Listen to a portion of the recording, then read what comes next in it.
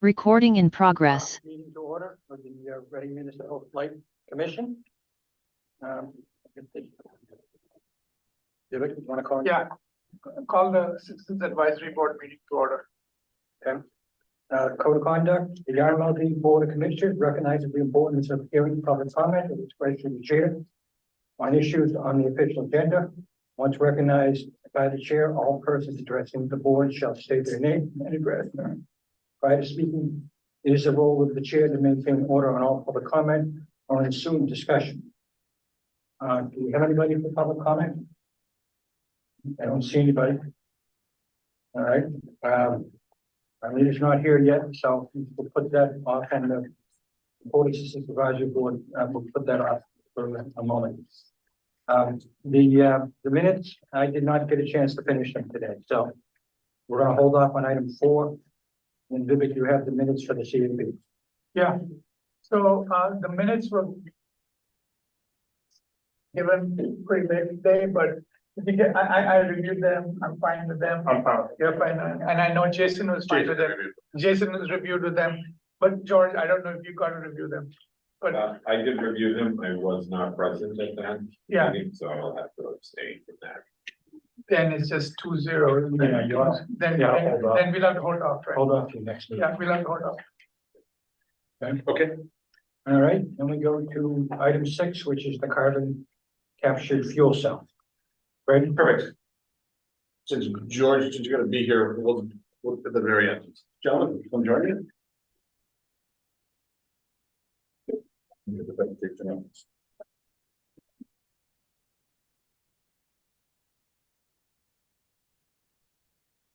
While that comes up, so joining me, so we've got Michael McNeely. He is with Bloom, both of these gentlemen, Jordan and Michael, with Bloom Energy. Michael's part of the business operations team. We've been working with, well, I'll give you a quick bio first before I jump into where we are. Michael's got responsibility for projects from origination all the way through to delivery, and his special focus is on utility, low carbon energy transition opportunities, such as the one that we're going to talk about tonight. He's got over a decade of experience in energy storage, solar, and wind project development. He has a bachelor's of science in material science and engineering from Rutgers. And then adjacent to him, second to my left, is Jordan Garfinkel. He is also with Bloom. He focuses on legislative and regulatory levers that are enabling distributed generation, hydrogen, and energy transition projects. Jordan's been with Bloom since 2020, but prior to that, he spent about 6 years with Climate Strategies Group at MassDEP, Massachusetts Department of Environmental Protection, where he worked on clean energy and climate projects. He has a Master's of Science from the University of Michigan, a Bachelor's of Science from St. Louis University. So there, we're going to talk, we've got just 4 or 5 slides that we're going to walk you through on carbon capture fuel cell. It is in the context of our ongoing strategy to uncover opportunities for us to generate energy in territory. The presentation that we did when we were last together, both the CAB and the Board of Commissioners, the strategy discussion, talked about the context for that. I will advance one quick slide. Big picture, just to set the stage for everybody. Our charter, our mission, remains the same, right? Reliable, low cost, and non-carbon energy. And so we have been aggressively looking for opportunities to generate electricity within territory. And we'll talk about some of those in just a few moments. As we talked about before, the economics are favorable, right? It's actually, we're now in a situation where it is, depending upon the nature of the technology, et cetera, but less expensive to generate within territory than to import on the wholesale market. We are at a scale to implement on some of these projects. Many of these projects require some minimum scale, and so the size of RMLD right now, in addition to where we're going, makes it appropriate for us to even look at these kind of projects. Second key thing is the intention behind in-territory generation is to improve our reliability. Our reliability is very good, and up through now, the wholesale market that's managed by us in New England has also been very, very reliable. But as you guys know from our previous discussions and listening to comments from ICE in New England, et cetera, while they remain confident in the stability of the network, they are, prompting all of us to think about the adequacy of energy on generation and then the transmission of that generation over the next 5 to 10 year period. Again, the sky's not falling, the world's not coming to an end, but we take that and the discussions that we have internally and amongst the other market participants, it is appropriate for us to do in-territory generation from not only an economic perspective, but also a reliability perspective.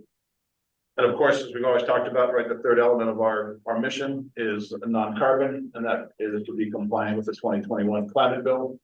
And you guys know the targets, right? 50% non-carbon in terms of energy sales by 2030, 75% by 2040, and then net zero by 2050. Our intention, given our load growth, given a whole bunch of factors at that very bottom, the generation asset timing, our intention is to try and do our first program, which ideally would be a 20 megawatt baseload generation system in roughly 2 years' time. So winter of 25, 26. That other bullet, the Maple Meadows project, which is an 8 to 10 megawatt solar project. We are still pursuing that one. We're still in motion.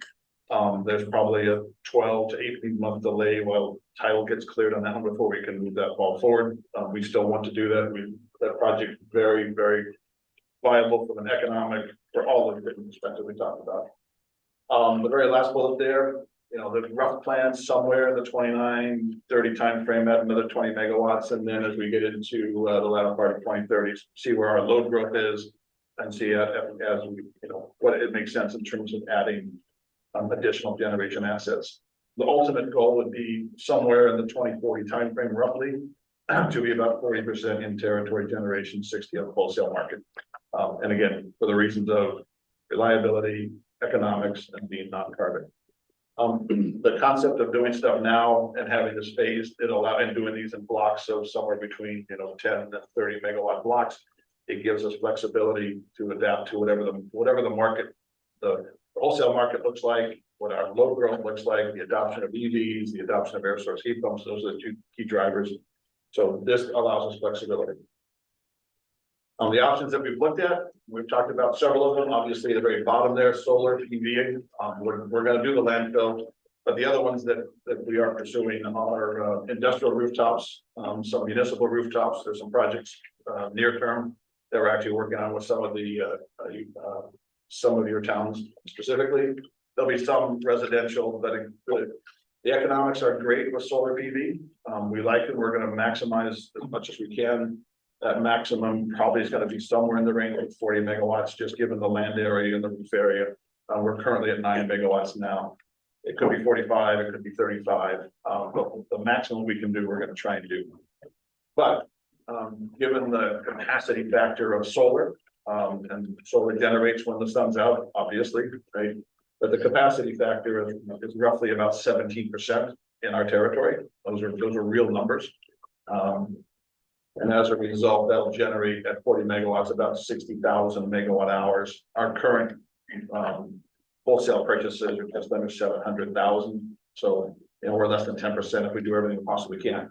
We want to continue to do solar. It's good, but it doesn't get us to the 40%. Upper left-hand corner there, hydrogen for electricity generation. We're exploring that. I have mentioned to you guys earlier this year, we're trying to do a pilot project at Station 3 with an electrolyzer company, and then with a company that builds generators, builds engines. We've got one of their engines right now, Station 3, that runs on natural gas. The idea for us is to explore the hydrogen space, but it's still early in the process. In terms of you know, again, it's you know, whether it's 8 years or 12 years or 15 years down the road, we don't know, but we're going to keep exploring on that. And hopefully we get this pilot in place at Station 3. On the right-hand side there, low temperature geothermal. On a high temp basis, high temperature geothermal is proven technology, has been around for a long time. The fundamental process technology for both high temp and low temperature is established. The issue is trying to establish low temperature geothermal, low temperature, which would work in our territory. We're not near any hot springs. But that's realistically 8+ years out. So we're going to continue to pursue that. We think that's an ideal scenario for a whole bunch of good reasons. But again, we're not the development engineers, we're the application guys. So then it leaves in the upper right-hand corner, carbon captured fuel cells. So this is the discussion that we started with the gentleman from Bloom, just again, trying to think out of the box. We'll walk through the technology here in a little more detail. It's an established technology as a fuel cell. And carbon capture is established technology, but we would be one of the early adopters in terms of putting those two together. So we're going to talk about that in just a minute. So today's discussion, we're not asking for any motion at this point in time. You guys know the strategy that we tend to do is, we try and run these in 3 blocks. The first discussion is, hey, here's what we're thinking about. Here's the reason why. Commentary discussion is welcome. And then a little more details, subsequent meeting, and then approval in a third meeting. So that's, again, same basic piece. So we're trying to dig into this a little bit more aggressively. Part of the reason is that there are funding opportunities from the IRA 2022 on a federal level. There's grant opportunities; those dollars will run out. Production. Anyways, we're trying to be early and fast in the process. So the early bird gets the worm, for lack of a better expression, and we can use it. So that's where we're trying to be aggressive as we can. All right. I'm going to, so that's context. Any question in terms of context before we talk about what carbon captured fuel cell is? One quick question on the 40% in territory generation. That's equivalent to how many megawatts? So base load megawatts, let's see, I think we ran the numbers real quickly, Bill. I think that, so that's going to be somewhere around 50 megawatts. But Bill, you would confirm that for me. Yeah, that's why we got to 320 megawatt blocks. That's a little over 50. Yeah, 50 megawatts. Okay. All right. So this Yeah, could be like that. potentially half that. Half or more of that.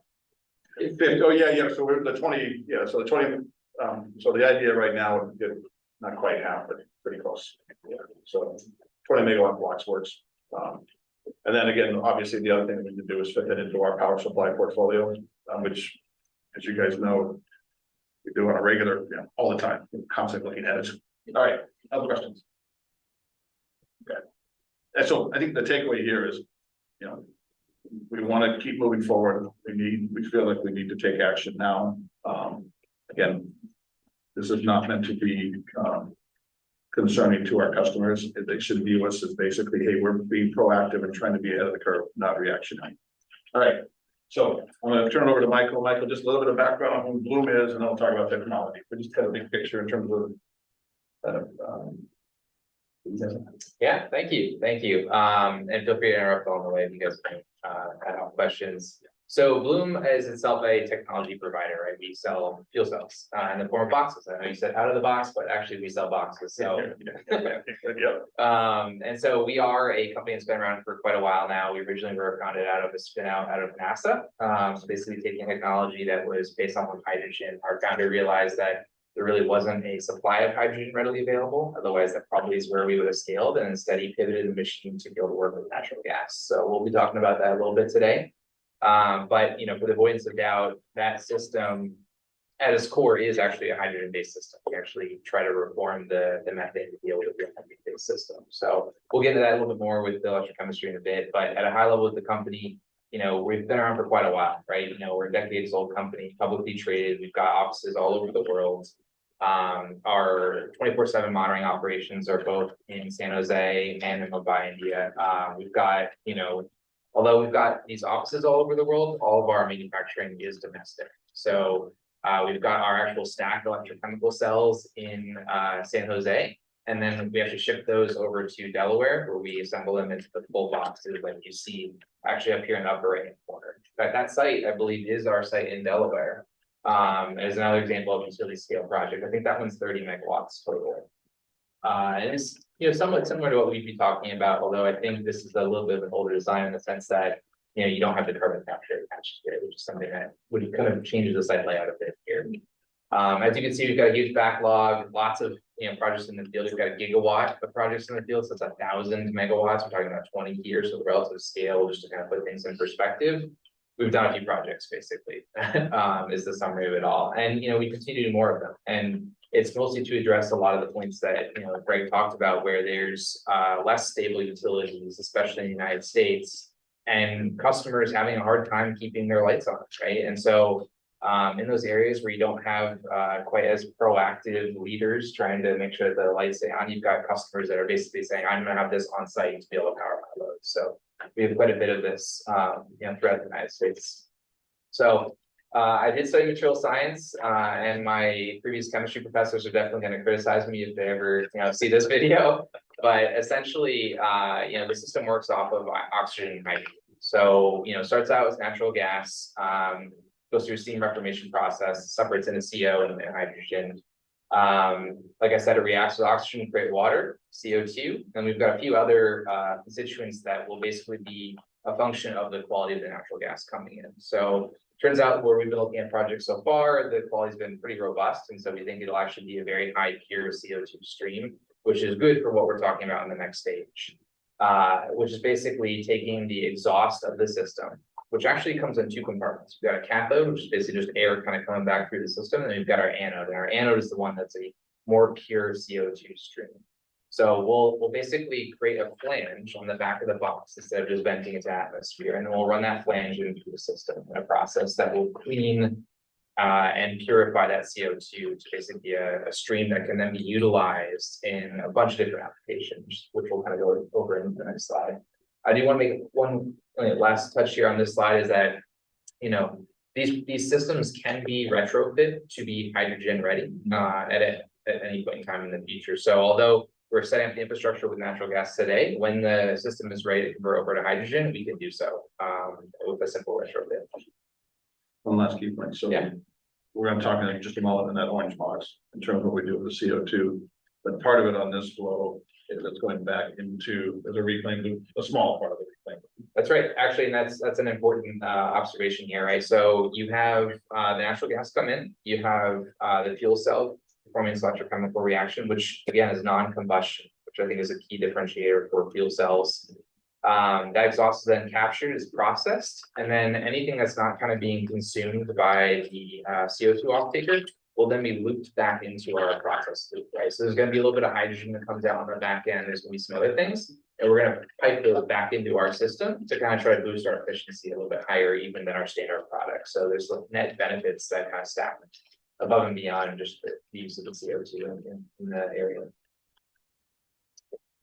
So, kind of just talked about this, at a high level earlier. You can see, capturing that fuel cell exhaust. And so you've basically got two products that come from this fuel cell, right? You've got the low carbon electricity, and then you've got the CO2, which actually in this case is a resource. So, anecdotally, as we start to talk to consumers of CO2 in the market, and actually the suppliers as well, it turns out there's no source of CO2 in the area. And so we're actually shipping and railing CO2 from other parts of the United States, creating more emissions beyond pulling it out of the ground to get it up here to be consumed. And that is used in things like pharmaceuticals and biomedical research, that's food and beverage. Many of the soft drinks that we're drinking tonight are, sourcing CO2 from places in the ground. And in the cases of actually manufacturing up in New England, they're transporting it up here, right? So we essentially would be trying to displace that source or those other sources around the United States. Small part of it, absolutely, yeah.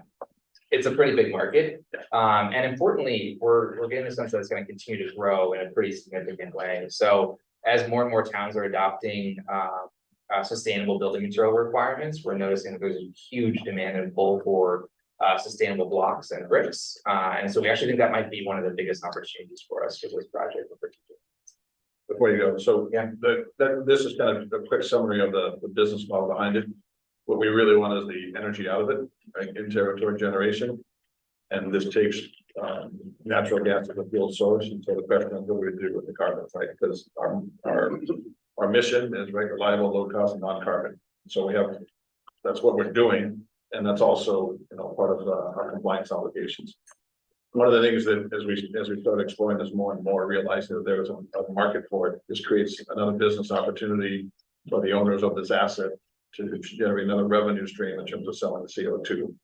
The other key piece of it, as we see it, is we're in the greater Boston area, we're on the northern side of the greater Boston area. So as we figure out a way to create a microcosm of interrelated businesses that all work together, us generating electricity, food and beverages, the pharmaceutical, the construction, taking the CO2 output, some of that stuff coming back into our customers as well. I think there's a good story from a being responsible from an environmental perspective as well as a good economic perspective. So we'll talk about the CO2 here in a little more in more details in just a second, but I wanted to give you guys kind of a big picture of why we explore this more deeply than just simply say it's not worth exploring. Yeah, go ahead. Question. Very exciting stuff.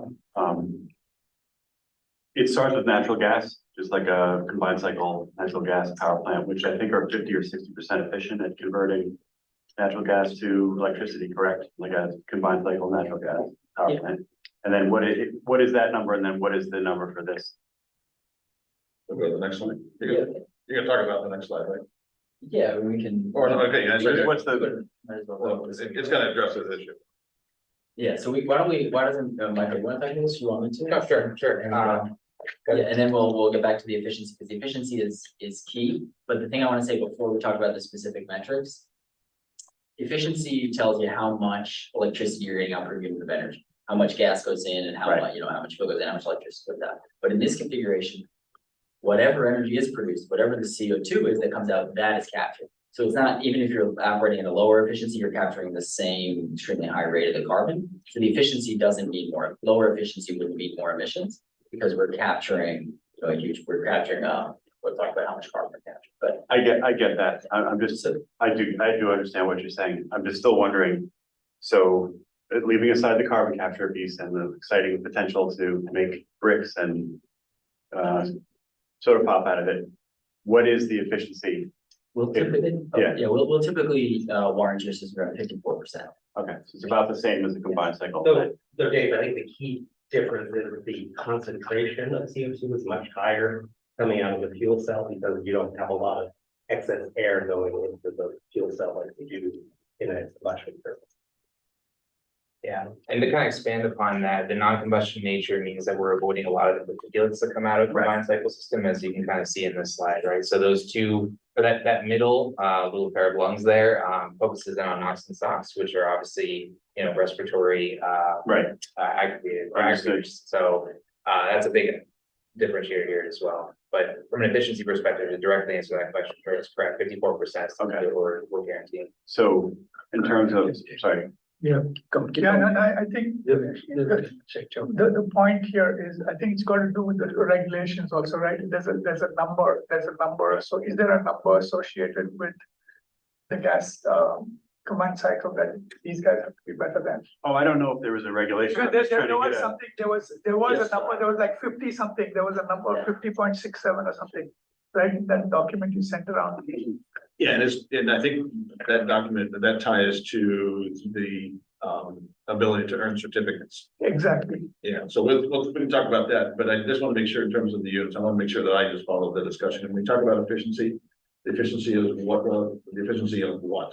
The conversion of natural gas into electricity? That's right, yeah. Right. Okay, into electricity, okay, good. So do you mind if I just Keep going. Well, please. Can I? Let's have a Okay. discussion. Just the super high level for dummies. So it's taking natural gas, producing electricity at a rate of 54% of the energy in the natural gas becomes electricity, which is about the same as a combined cycle natural gas plant. I'm not being a skeptic. Yeah. I'm just trying to understand. Because I think a combined cycle is up around 60%. And those have scrubbers for the NOx and SOx. So, yeah, so what you're saying is right. Yeah. Typically when I think 60% is a little high for natural gas combined cycle plant. Typically when you look at, real world data from the EPA that tracks the stuff for every power plant in the country, the numbers are closer to 50. Got it. And so even without the carbon capture equipment, the regular little natural better. gas fuel cell adjustment's a little bit lower. Okay. And with the efficiency, when I say we warranty it at 54% typically. Michael mentioned earlier, we have these two 24/7 monitoring stations around the world, and computer screens, and they can monitor, something like 1 million data points on all our systems around the world. And what they're doing, one of the things they're doing is making sure that the cells are operating the way they want. And so because these are modular, when they see a certain cell, which is a tiny little component in one of these boxes, starts to degrade, we just send someone out and they swap it out, and that's Got part it. of the service contract. So we can adjust the efficiency, we can measure and kind of do what we need to do on the efficiency side from remote monitoring. And then the advantage again, though, is also that since you're generating it in territory, there's not the transmission losses from the combined cycle plant in Everett or wherever, right? Yeah. So that's another benefit. So you get another, there's losses within the district, but not the transmission plus the costs that we're all paying. Yes. The big one. Both items are valid. It's true. Okay, so the last question, and then I'll stop. Sure. Are these high temperature solid oxide or low temperature? I don't. So it's 1,000 degrees C right in there. It's No, 800 or, yeah. So this is, and then the issue there is, I mean, that is proven over decades or many years that there's not degradation and expensive retrofits associated with 800C operation inside the solid. There is degradation in every system, just like an energy storage device, like a battery, right? That's built into our service performance contracts. So we take care of all that. I mean, I don't know what your energy storage contracts have looked like, but I know sometimes the industry has kind of that big blip of extra CapEx at like year 10 or something like that to kind of retrofit. This is actually a continuous process for us. We're constantly monitoring and updating the system as we need to. That cycle looks closer to 4 to 6 years, but it varies, and we, kind of individually change out the boxes as we need to, right? And I think that's an important feature here when we talk about comparing ourselves to a combined cycle system is the modularity, both benefits in our ability to kind of be a smaller system that can be distributed generation within the network, but also it has very high availability, which is different from production, right? Like availability is uptime, where production is just megawatt hours coming out, and our availability is well above 99%. Like it's always on, and that's kind of like one of our big shticks when it comes to like the sales talk. It's like it's always on, right? But the high level for us is essentially you're building a better mousetrap where the mousetrap is a natural gas sourced power plant.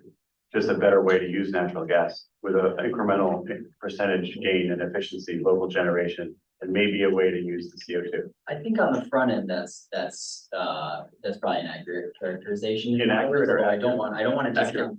Yeah. Accurate, although there's two things I do want to talk about in terms of the impact of the fuel cell itself. One is non-combustion impacts on local air pollution. And you mentioned there are NOx scrubbers, but they're not. Correct.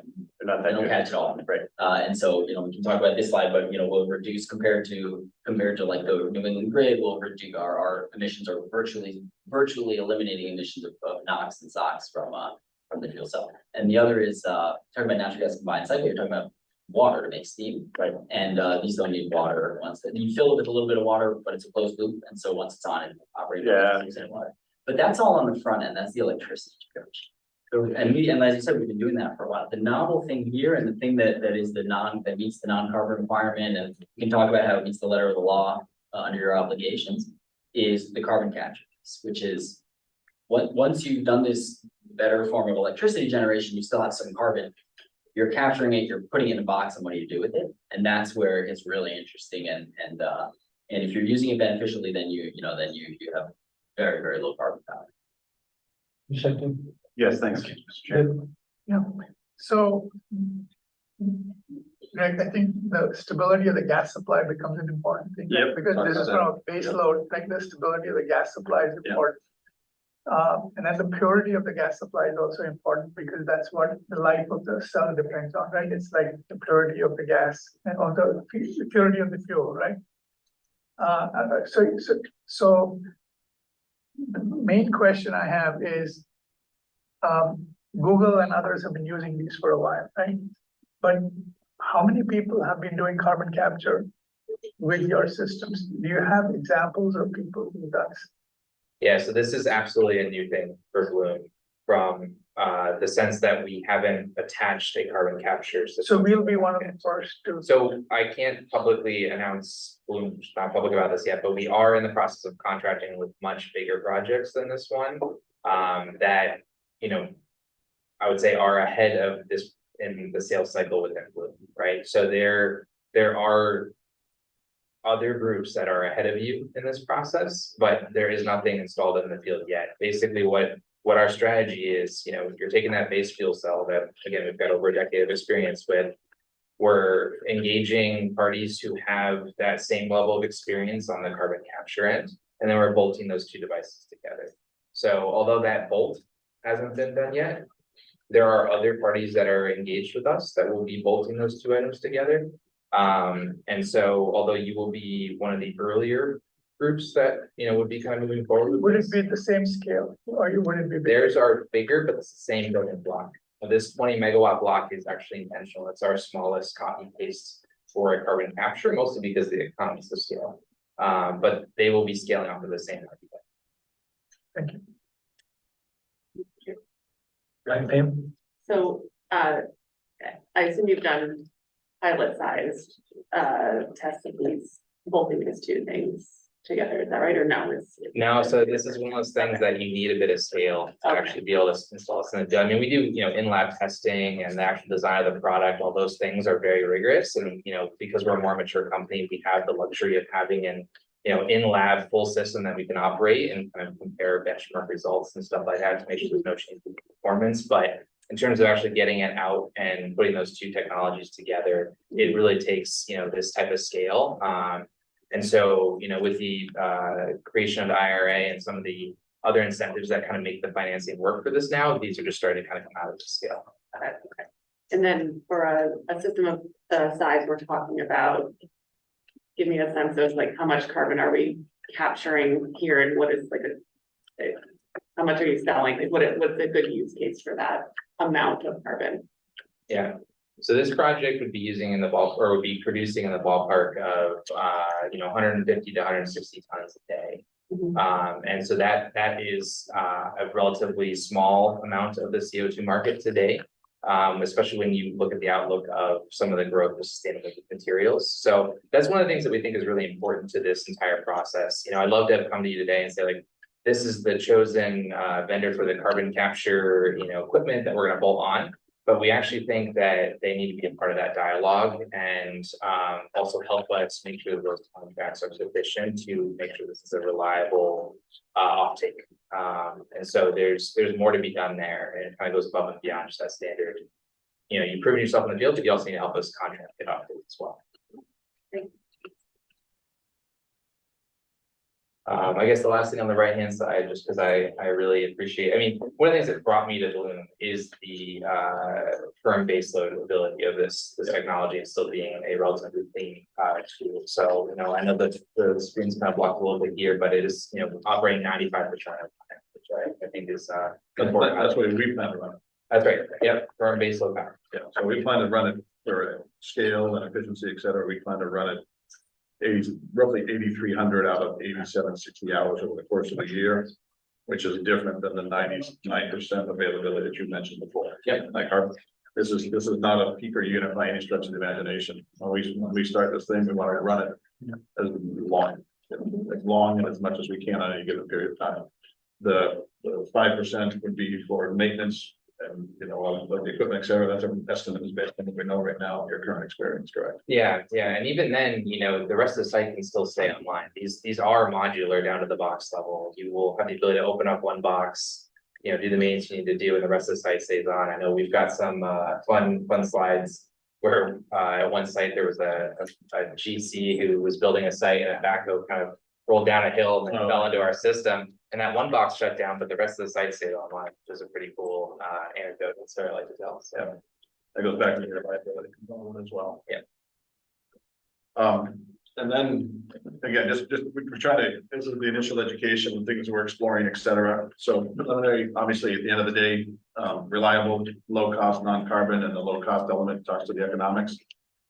So for a 20 megawatt carbon capture fuel cell system, we don't have preliminary estimates. The whole package is going to be somewhere in excess of $100 million, right? And so part of the reason for us to be working on this now is there's opportunities for us to work together amongst all the participants to each contribute something. And so the intent here is not that RMLD is going to write a check for $120 million, but there'll be a lot of participants. That's one piece. Second piece, we need 4 acres of land for this 2.5, 4 acres, but 4 acres. So you guys know from all the other discussions, we're in land acquisition mode. And then the third piece, back to your point, right? Reliable fuel supply, right? And that's a very important issue. The good news in our in our territory, there's a variety of natural gas systems, including transmission systems. So there's a question in terms of where we put it. The reason why the transmission systems are important. So we're one of 40 MLPs that operate, municipal light plants that operate inside of Massachusetts.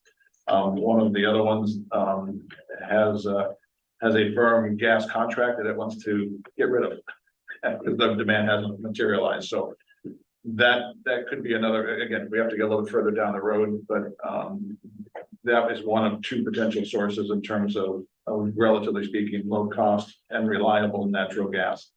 The other element that we're looking at from a natural gas perspective, the different forecasts, again, our focus is on electricity, but we look at the natural gas market now. The forecast is for load or demand for natural gas in New England to continue through the next 10 years roughly, and then start tapering down.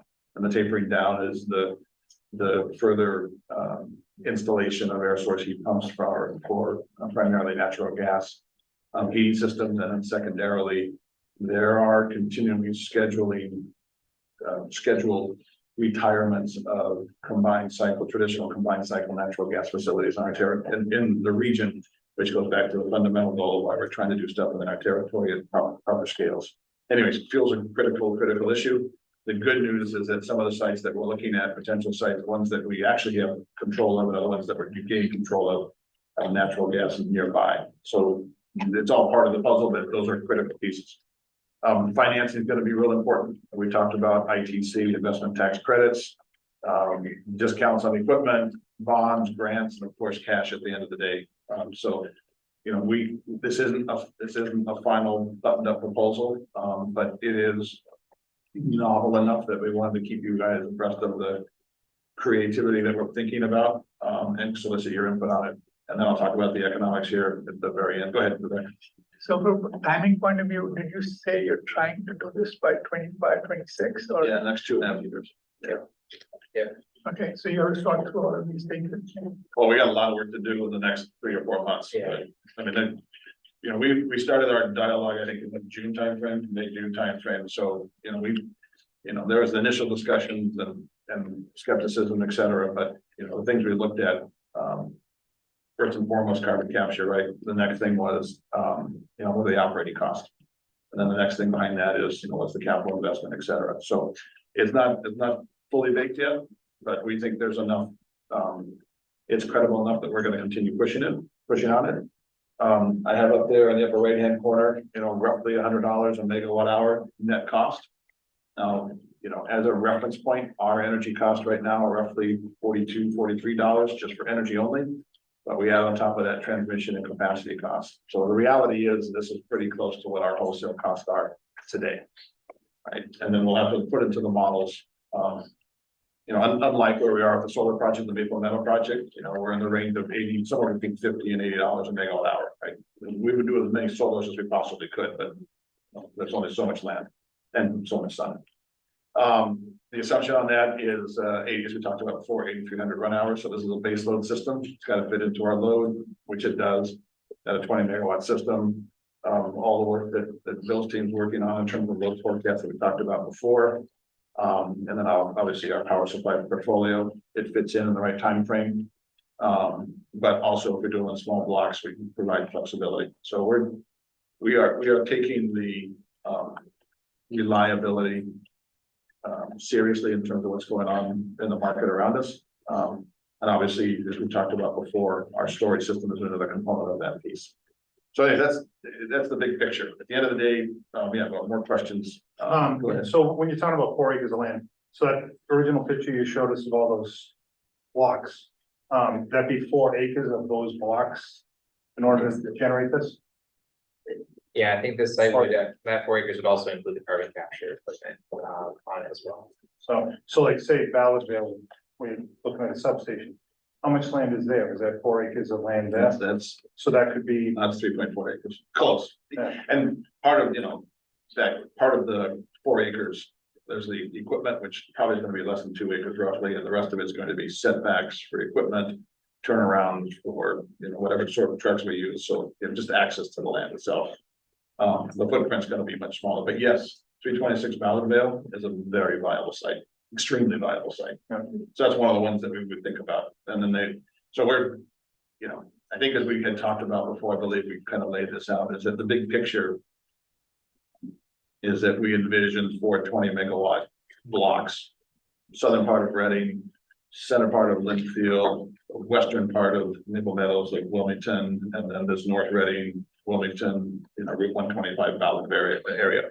And part of the reason for doing a design like that from a reliability perspective is we've got distributed energy within our territory in case something happens, I don't know, 93 disappears or whatever the issue might be. So just again, we're trying to design a reliable system that is hardened to make sure that we provide electricity, because obviously as we get more and more energy, electricity dependent, pressure is going to be, I mean, our charter right now is reliable, low cost, not carbon, but that threshold is increasing as more and more of the energy requirements of our customers become electricity. So that's the big picture in terms of how that might all work. But 326 could work, and that gets into the, you know, all the moving pieces around the cave. If that goes there, then where do we put the substation close to 125, and what do we do with the 16 acre? So there's all that. Yeah, we're trying to move all those pieces around, and they're all together, but we're trying to keep all of these moving forward. And the generation in these boxes have to be at the same site. They couldn't be like generations down here and another 2 acres down the street. It's where you're storing it. Yeah, so you generally want to have the carbon capture equipment co-located with the boxes, because that way you're not running, you know, the pipes of the exhaust down the street. But obviously we can get creative. And one of the best parts about the fact that they're boxes is you can do L shapes, you can do S's, like you can work around wetlands if you want to, right? It's obviously way more space efficient if you just jam it into a square, but you know, this is New England, the sites are going to be complicated, right? As you know, as you mentioned earlier, I have a ton of background in solar, and so I definitely looked through a lot of those details when I was looking at the first sites. All right, so Lauren, any other questions? We just want to give you guys an update. We're going to continue. Yeah, go ahead. I'm sorry. One more question, just anticipated timing of next conversation. Realistically, if not November, it'll be December. Yeah, we're trying to move quickly. We got a bunch of things running and time kills deals, so keep them moving. And if you're not going to do them, then get them off the train. I see Bill smiling over there. All right, very good. We'll jump to the next topic. Thank you guys very, very much. Appreciate it. Thank you. By the way, compliments on the camera system. That's pretty top-notch stuff. Well, thank you, gentlemen. Gentlemen, you want to? You have 3 other pages in this presentation after this thank you. Any relevance to those pages? No, they were backup relative to, that was, one of them was talking about the calculation and for the carbon capture piece. They're all relative, if we want to get into more details, so. Okay. We might talk about them in more detail later. Next thing you got is the rates. Yes. They're going down? What? They're going down? Yeah. No. Swing and a miss. Yeah. Well, they're not going out as much as we thought they meant. So. And more importantly, last year, actually bills went up much less than we thought that to be. Good news. Is this the silver lining? Yeah, it's come and gone. Remember those silver shovels that you guys used? Yeah. Spray painted. Yeah, spray painted. Okay. Good. So I want to present on the proposed rates for 2024 that will be effective. We're proposing for March 2024. So what I'll present is the goals and objectives of our rate making efforts. Give you the context of what's driving some of the pricing, and give you the summary of the proposed changes, as well as giving you the impacts on a typical deal with rate examples. So in the rate making world, you know, our goal and objective is to design the rates to cover our costs of providing service. We want to allocate those costs fairly and based on the specific characteristics of the rate classes, like industrial users have different profiles and residential users. We also need to provide the funds for efficiency and electrification initiatives. We want to offer customers better understanding of control of energy use by doing time of use rates. And coincident peak rates like we presented I think 2 meetings ago. And then of course, we need to comply with PPU and all of the statutory and internal RMLD policies that have been set by the chair of the picture. So the process we go through, we clarify the outcomes and the behaviors that we expect from customers. We then forecast the loads. So we're looking at the load drives everything that we do. Sometimes we're right, sometimes we're not. It's hard to predict the weather. And then we set the retail sales by class of customers. We look at the base costs of providing the service and then what the power supply is going to cost based on the market forces that we're expecting and the view of that, and we set the rates. And then we review each of the cost drivers by the rate class. We allocate those costs across the rate classes to see what the total spend is. And then we refine allocations as we need to in order to make sure that we're allocating the cost technically across the customer base. And then we update the specific rates to that. And you can see in 2024, if we look at the expenses, certificates comprise 5% of the cost structure. The capacity cost paid into the ISO New England market are 15%. Transmission is up to 20%. Energy is expected to be 31%. And then the other operating costs of just, running utility are 29% of our cost structure. Hold on, Bill. But So just a quick question, just please help remind, why do certificates cost us? I mean, I know capacity. Yeah, that's- transmission. So more a 25, 26 number in terms of that 5%. So right now it's basically net neutral in terms of what we retire versus what we sell. So that title there should be probably 2025 headline as well, 2023. Because right now, we are making money on certificates, right? Yeah. So we make money on certificates, so that's not an expense. No, we don't make money on certificates. We buy them and then we sell them for pretty much what we buy them for. I mean, so. In the sense, we don't retire them. We're not Yeah, retired. We don't retire all of them. Yeah, So you make a money. We do retire some of it. Yeah, so we have to look at each individual transaction for that, but with all the certificates that we purchase, we don't purchase anything on the open market, right? You know that everything's associated. And so for roughly about 60% of our energy, we purchase certificates associated with that power. And we retire this year, we're trying 29% of them, so roughly half. The other ones we sell, but we have already purchased them. So we are purchasing them as part of, you can figure out whatever assumption you want to make in terms of power, et cetera, but we actually bought them for somewhere between $30 and $40 a certificate. And we're selling them for somewhere between $30 and $40 per certificate. So it's not a profit center. It's recovered cost.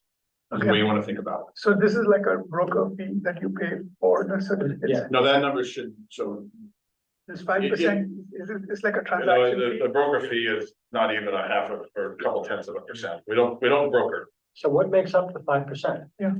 So the headline of that title of that particular category should be 20, because when we get 2 years down the road, it's going to end up the net cost is going to be on the positive side. Right now it's net neutral. 60%. So that number should be closer to 0 for this stack bar chart. So why is it 5% up there? It's an error on the slide. The title of the slide should be 2026. So I Explain that again. You lost. You lost. that headline should be 2026 estimate, not 2024. So it should say 2026 expenses. You said. So the 2026 expenses is that our net cost of certificates will be in the range of 4 to 5%. In addition to fuel. Right now, everything goes to the fuel budget. I'll walk you through. So we'll put together our cash flow for that. I don't get it. I don't get it. Well, actually, we're gonna talk about this in December. So we're gonna talk about our certificate strategy in December. Back to Marlena's point. Yeah, I think it'd be good to get clarity on this Yeah. because. So in other words, I'm going to ignore that column. Ignore the column, everything else stays fine. But I think, don't ignore the column, because I think the core piece is operating costs are roughly about 30%, a third.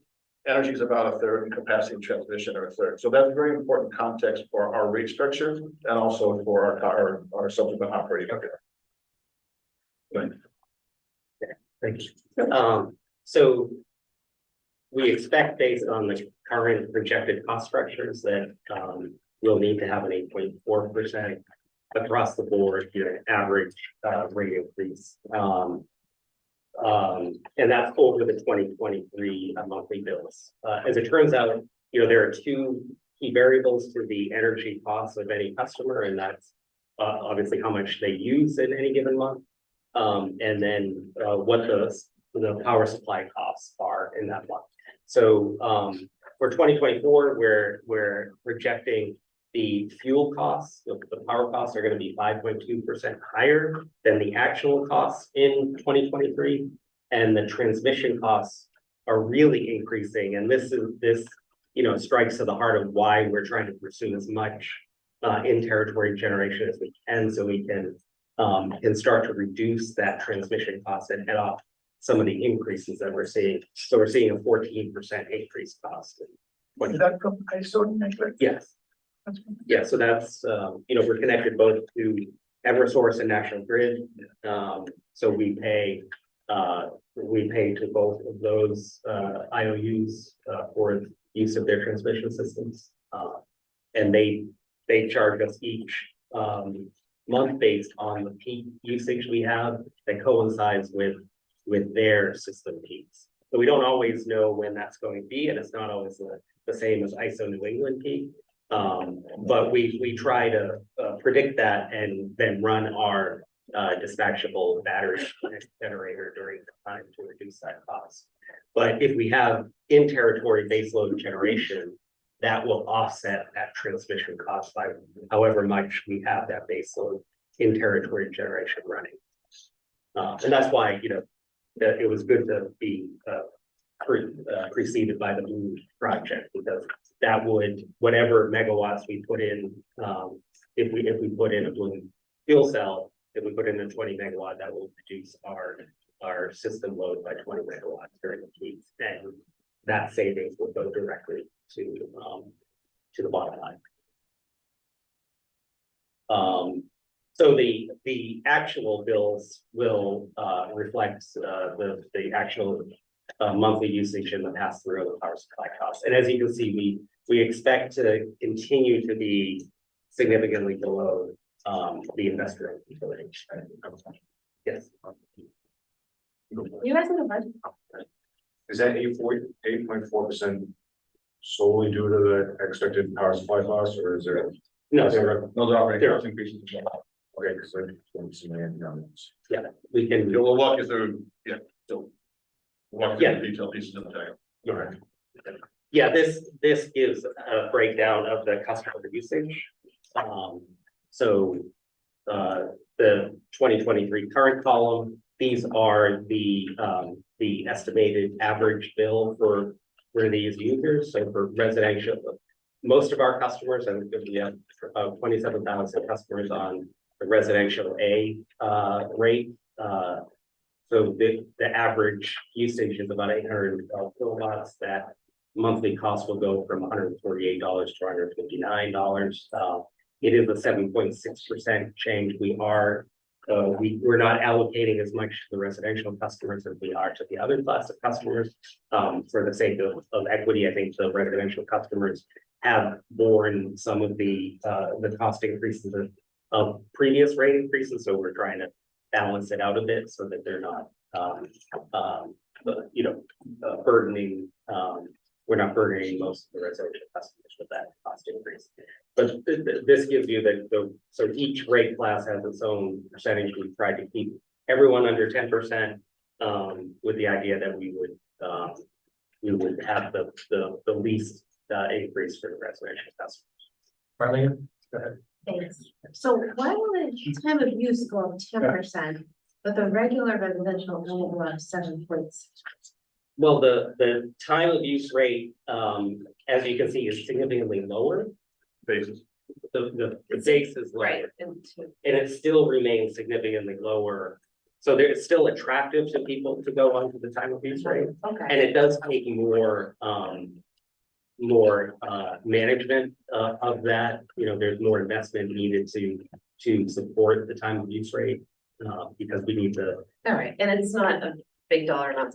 It's- yeah, We looked at the dollars. $1 more, Calculated the Okay, and incremental I dollar. know if Karen were here, she'd say. Oh, she is I don't wanna, I know, she is on it.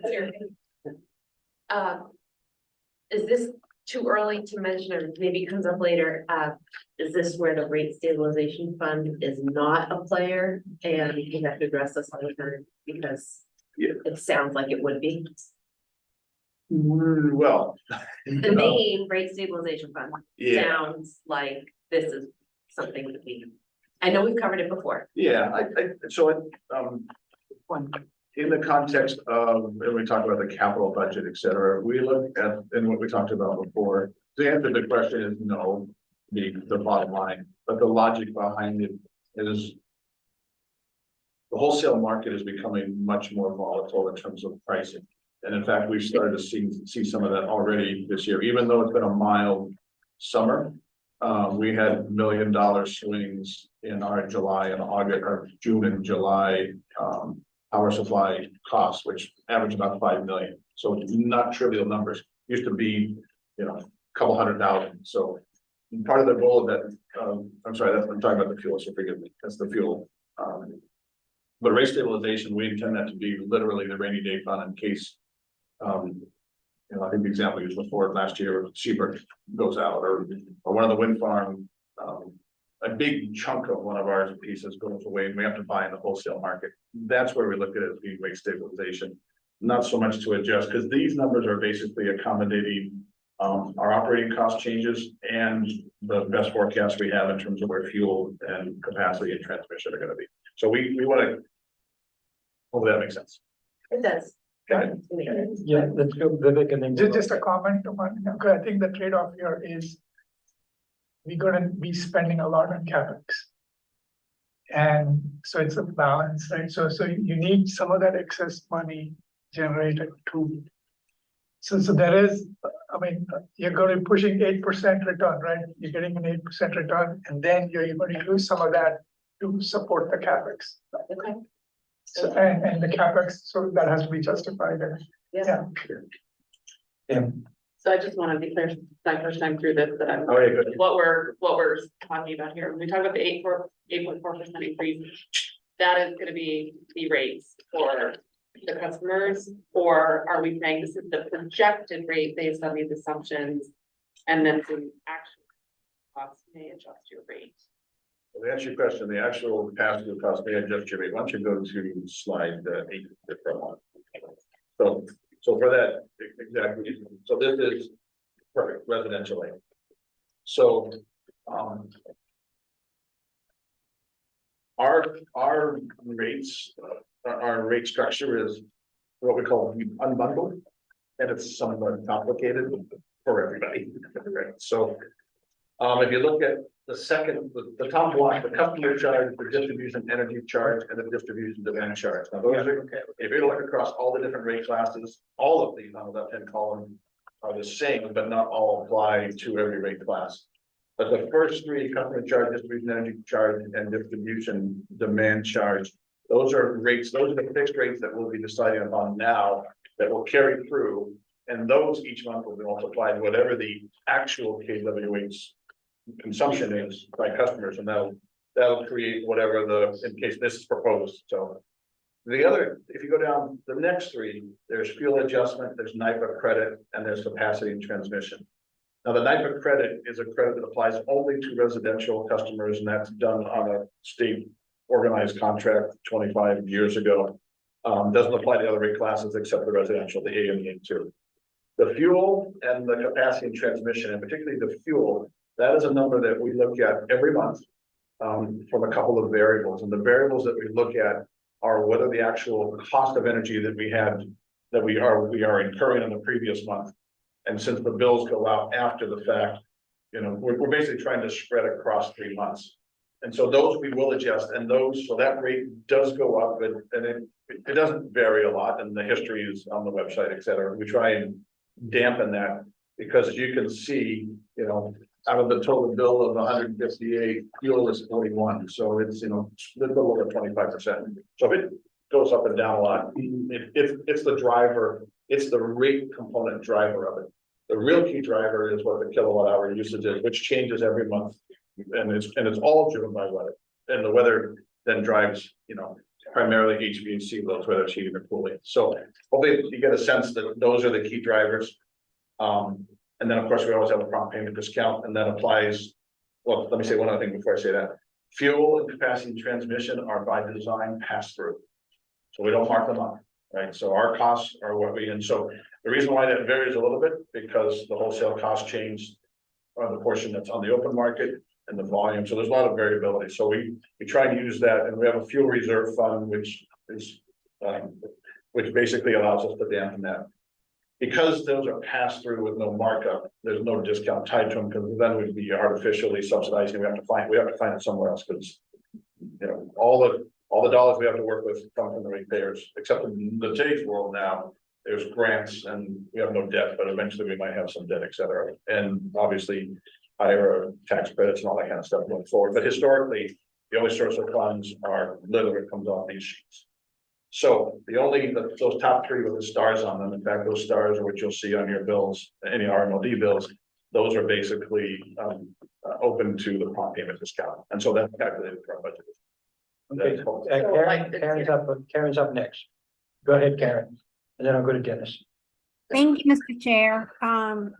So I did just want to, I heard Vivek's comment about the need to invest in capital, and nobody can argue with that in this situation. So I just wanted to take this opportunity to let you know that it would have been great if this had been done a number of years ago when the rates were lower, but I imagine bond rates are still less than 7.5%. So you absolutely can borrow using the AAA bond rating of the town, and that just requires, you know, working with our town accountant and our treasurer, and then schedule it to come before town meeting. So that's generally April and November. Okay, so yeah, I mean, so I would hate to say that the only way that we get these investments done are by passing on all of the costs, and you may see a better way if it's the substation you guys have been talking about. You know, if it's a 50-year substation, I've always seen that as then that's something that you finance.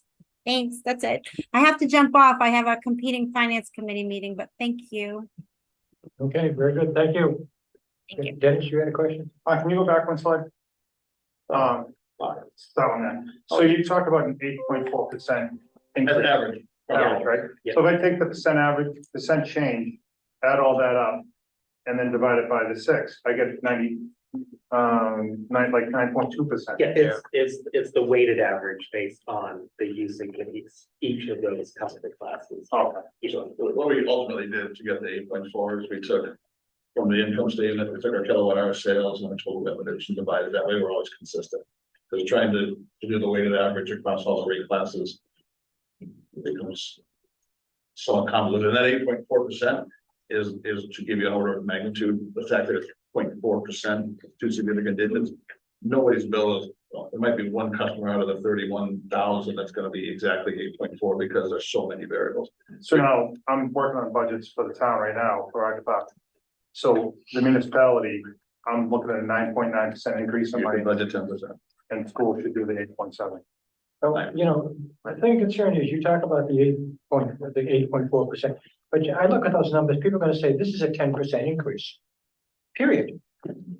This is exactly what this says. This is a 10% increase. I mean, is there any stabilization fund that we could use to cut these numbers down? These numbers are just, you know, too high.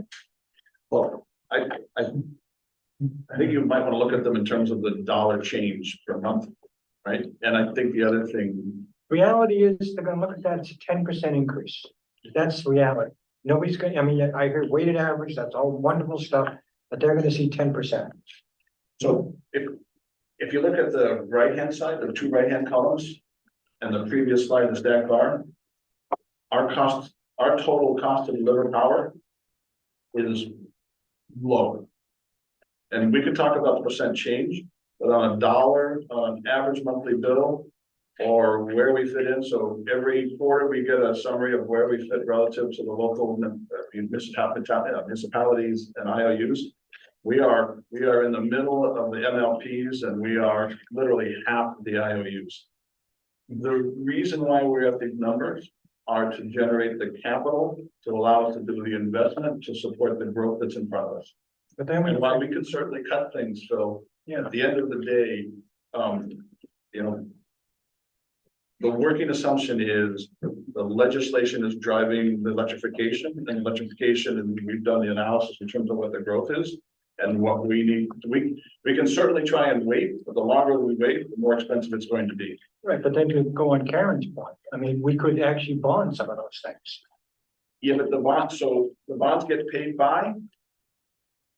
But has the analysis been done, which way is the least impact rates? Bonding a large part of the substation versus raising depreciation from 3% to 5%? Like, there's other options than just raising the rates that do go back into the rates, but yeah, how do those three options compare to each other? Which one is the least impact of the rates? Also back to the stack bar, it's great that we're half the price of IOUs, but we are in fact a municipal light plant. It would be nice. I know you have the chart there. Yeah. Having that in here would have been nice to see where we are. So that is what Reading is. Yeah. I mean, we're not an island. We don't have like 90% in the day-to-day market. Do we have that? We have a small. Yeah, you don't have that in your package, yeah. We'll have to package that differently because that's not general publication, but we'll put that together for you. I think, Jason, the other thing, going back to the 5 versus 3, because we spent a lot of time on that, that was a very good suggestion. And in fact, you know, we're going to look at that going forward. But what that allows us to do by moving it from a 3% to a 5% depreciation is allow us to move that 8% threshold that we're supposed to be at. It basically allows us to charge a higher rate. That's so when we talk about depreciation is not cash, it's cash already spent. And all that mechanism, and it's a good mechanism, right? And it fits certain situations, but that basically, by doing that, it would give us the headroom to allow us to raise rates higher and still be below the 8%. That's where that comes in. Because at the end of the day, we would have a higher depreciation charge. So we can move the revenue higher to offset that depreciation charge and still have the net income be at 8% or less. So to answer your question, yes, we looked at that.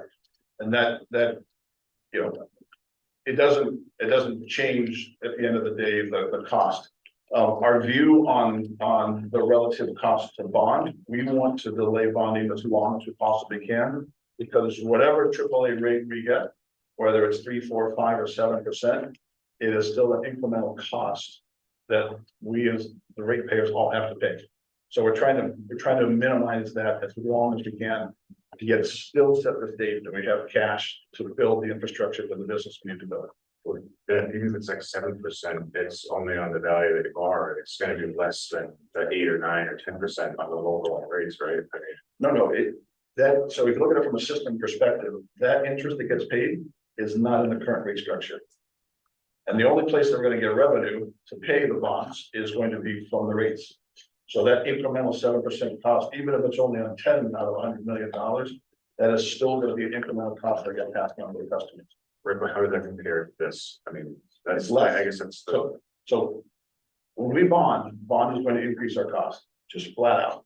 It will. Right, but you're gonna spread that over a period of time. It's not gonna be You're absolutely right, Phil, but at the end of the day, it's still an incremental cost.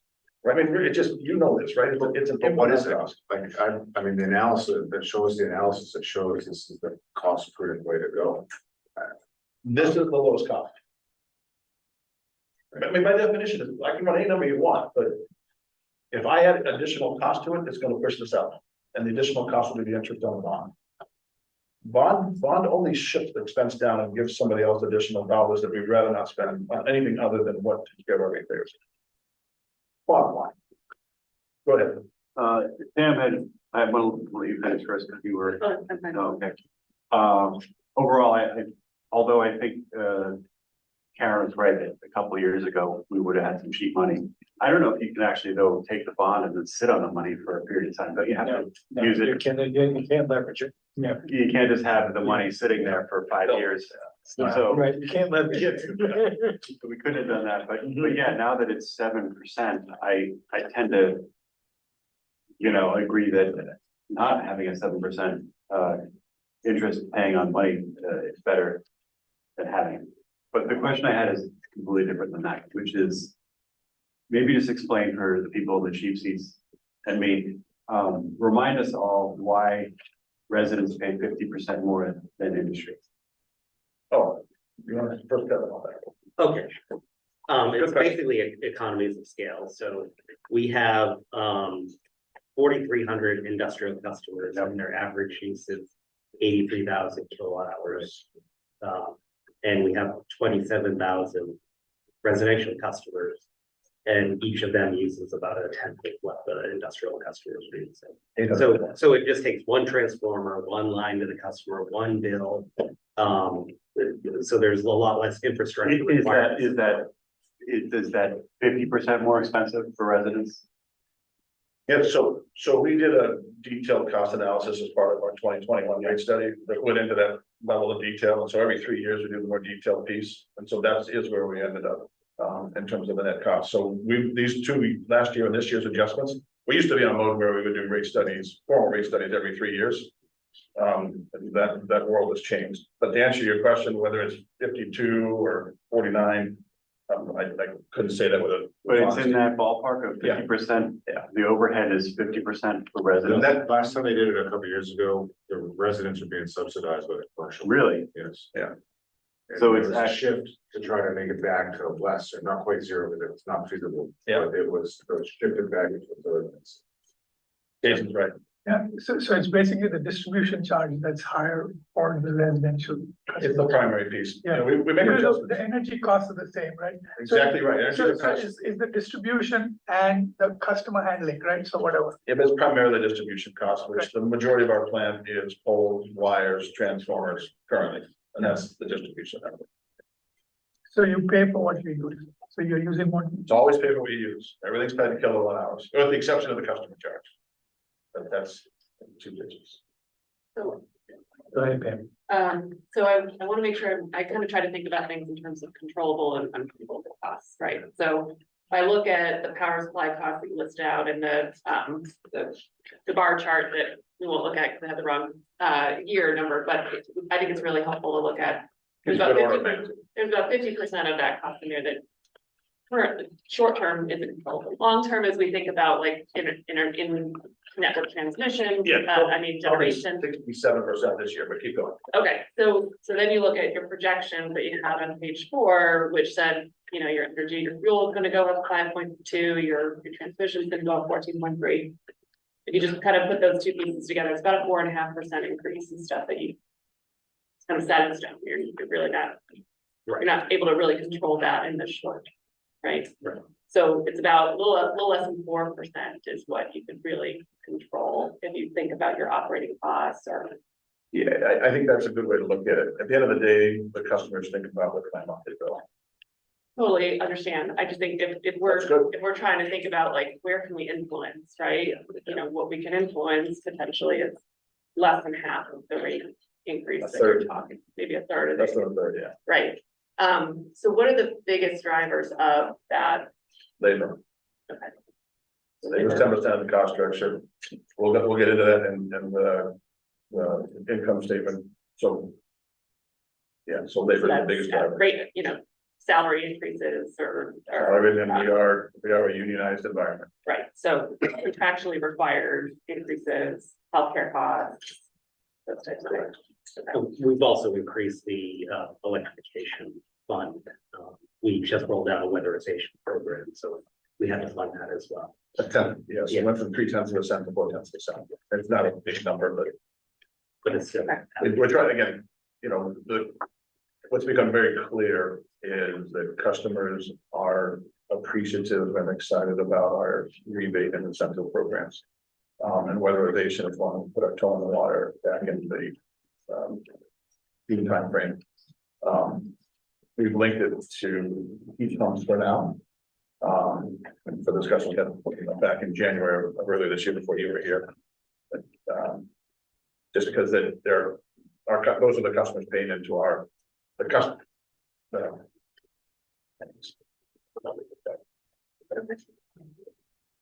And then one other question. Sure, go ahead. On page 5, the one's right after this, looking at the different rates.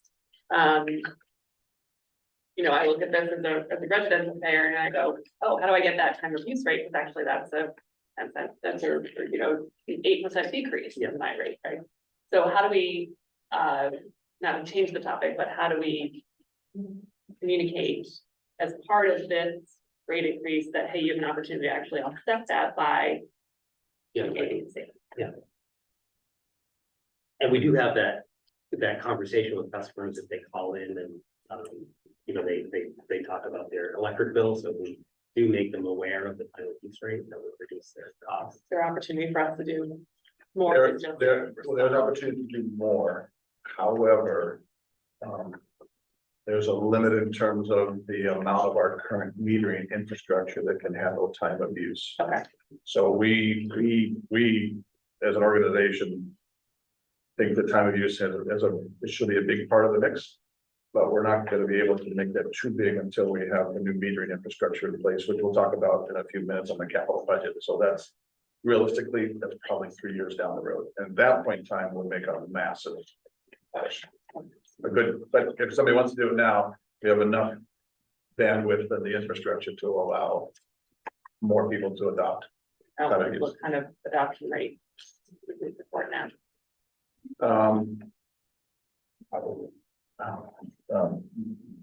Even I have the discussion this January, so it's less than 5 to 7%. It's a small number out of it's mainly on the resident. So the commercial industrials have those time of use configuration. In fact, the industrial is only a time of use rate, and the commercial is a non-time of use rate. And so we really, there's not, it's part of the factor in terms of the size of the load, et cetera. But the almost 28,000 residential meters, it's less than 1,000 that are currently time of use. And so our bandwidth, we can probably do somewhere in the range of 2,000 roughly. So if somebody wants to participate, and we'll run the analysis for them, because most people are concerned, hey, will I really save money or not? Because it depends upon their use pattern. And so actually on the website, we have a little tool that you have to input some basic stuff in your bill, and it'll give you an estimate of what it looks like. And then if you want to talk more, part of Bill's team actually will take a call and do a more detailed analysis. So we want to encourage it, but not blast it. So I actually called to ask about it. And for my load profile, I was told that it's not appropriate for me. Yeah. Okay, so it depends on how you're going to use it. Good, Jason. Is that a blend? It's gonna be a blended, right? Because time of use is 2 different rates for off and off. Yeah, yes, exactly. Oh, yeah, that's exactly the point. Yeah. So there's 2 different rate schedules and the time of use for the residential, so that it is absolutely blended rate. So they have both rates going up the same amount, that would basically equate to 9.9%, or is it? I think, I'm pretty sure, I don't remember the details of it, but we didn't purposely unbalance 2 pieces. I have to go back and take a It will look. probably increase the same amount, so that the difference kind of looks the same. It stays the same, yeah. We didn't purposely try and make that secondary level change. Go ahead, Bob. Yeah, we talked about rate increases the last year, right, last January. Whenever you put these numbers together, no one wants to see a 7.6, a 4.3, a 9.2. You gotta get it to a realistic number. You're gonna get a 5% rate increase. You're gonna get a 6% rate increase. The number is mathematical, but it's not logical. So in my opinion, I just think that if I'm gonna get a rate increase, tell me it's gonna be 5%. 8, 10, 10, 9. Yeah, okay, so that's That's eight. back to Phil's point. Okay.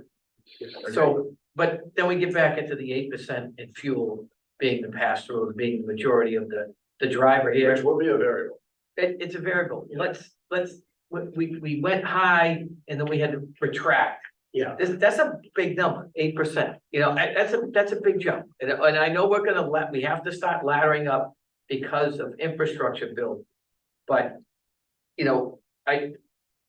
It's to say, we had we had a very long discussion and we went back and we did not have the increase that we thought we were gonna have. So Because fuel didn't materialize. see, well, it's pretty stable right now, and I don't think it's gonna go through the roof, and we're making an estimation that it's gonna go up, and that might not happen. Agreed. So let's not. Let's react when we need to react. Oh, And I just, yeah, no, I get it. yeah, I just don't like larger increases, our selling point is. We're not an MOU, I mean, IOU, right? We are.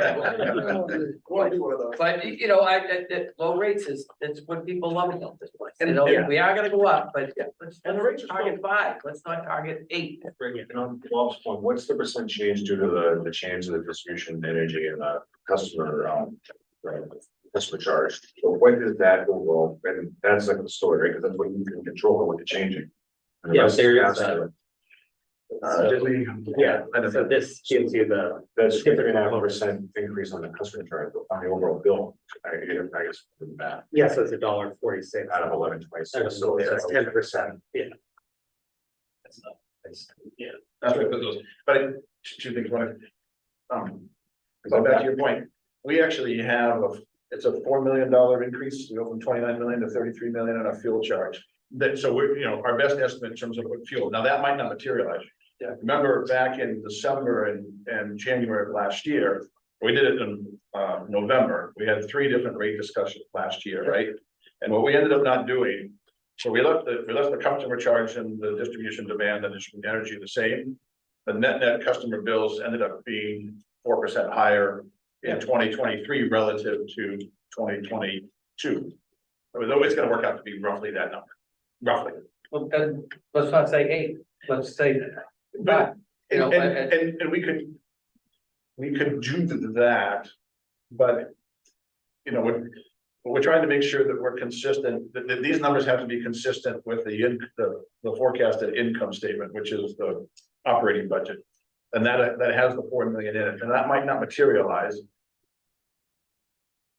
I hear exactly what you're saying, and Yeah. the reality is, the customer bill probably is not gonna go up 8 or 10% this year. It'll probably be closer to 5, for all the reasons you mentioned. Yeah. But we have to be a conservative budget, and the budget needs to match the rates. well, that's a risk orientation that what we have cash surplus to absorb, right? So that's I think.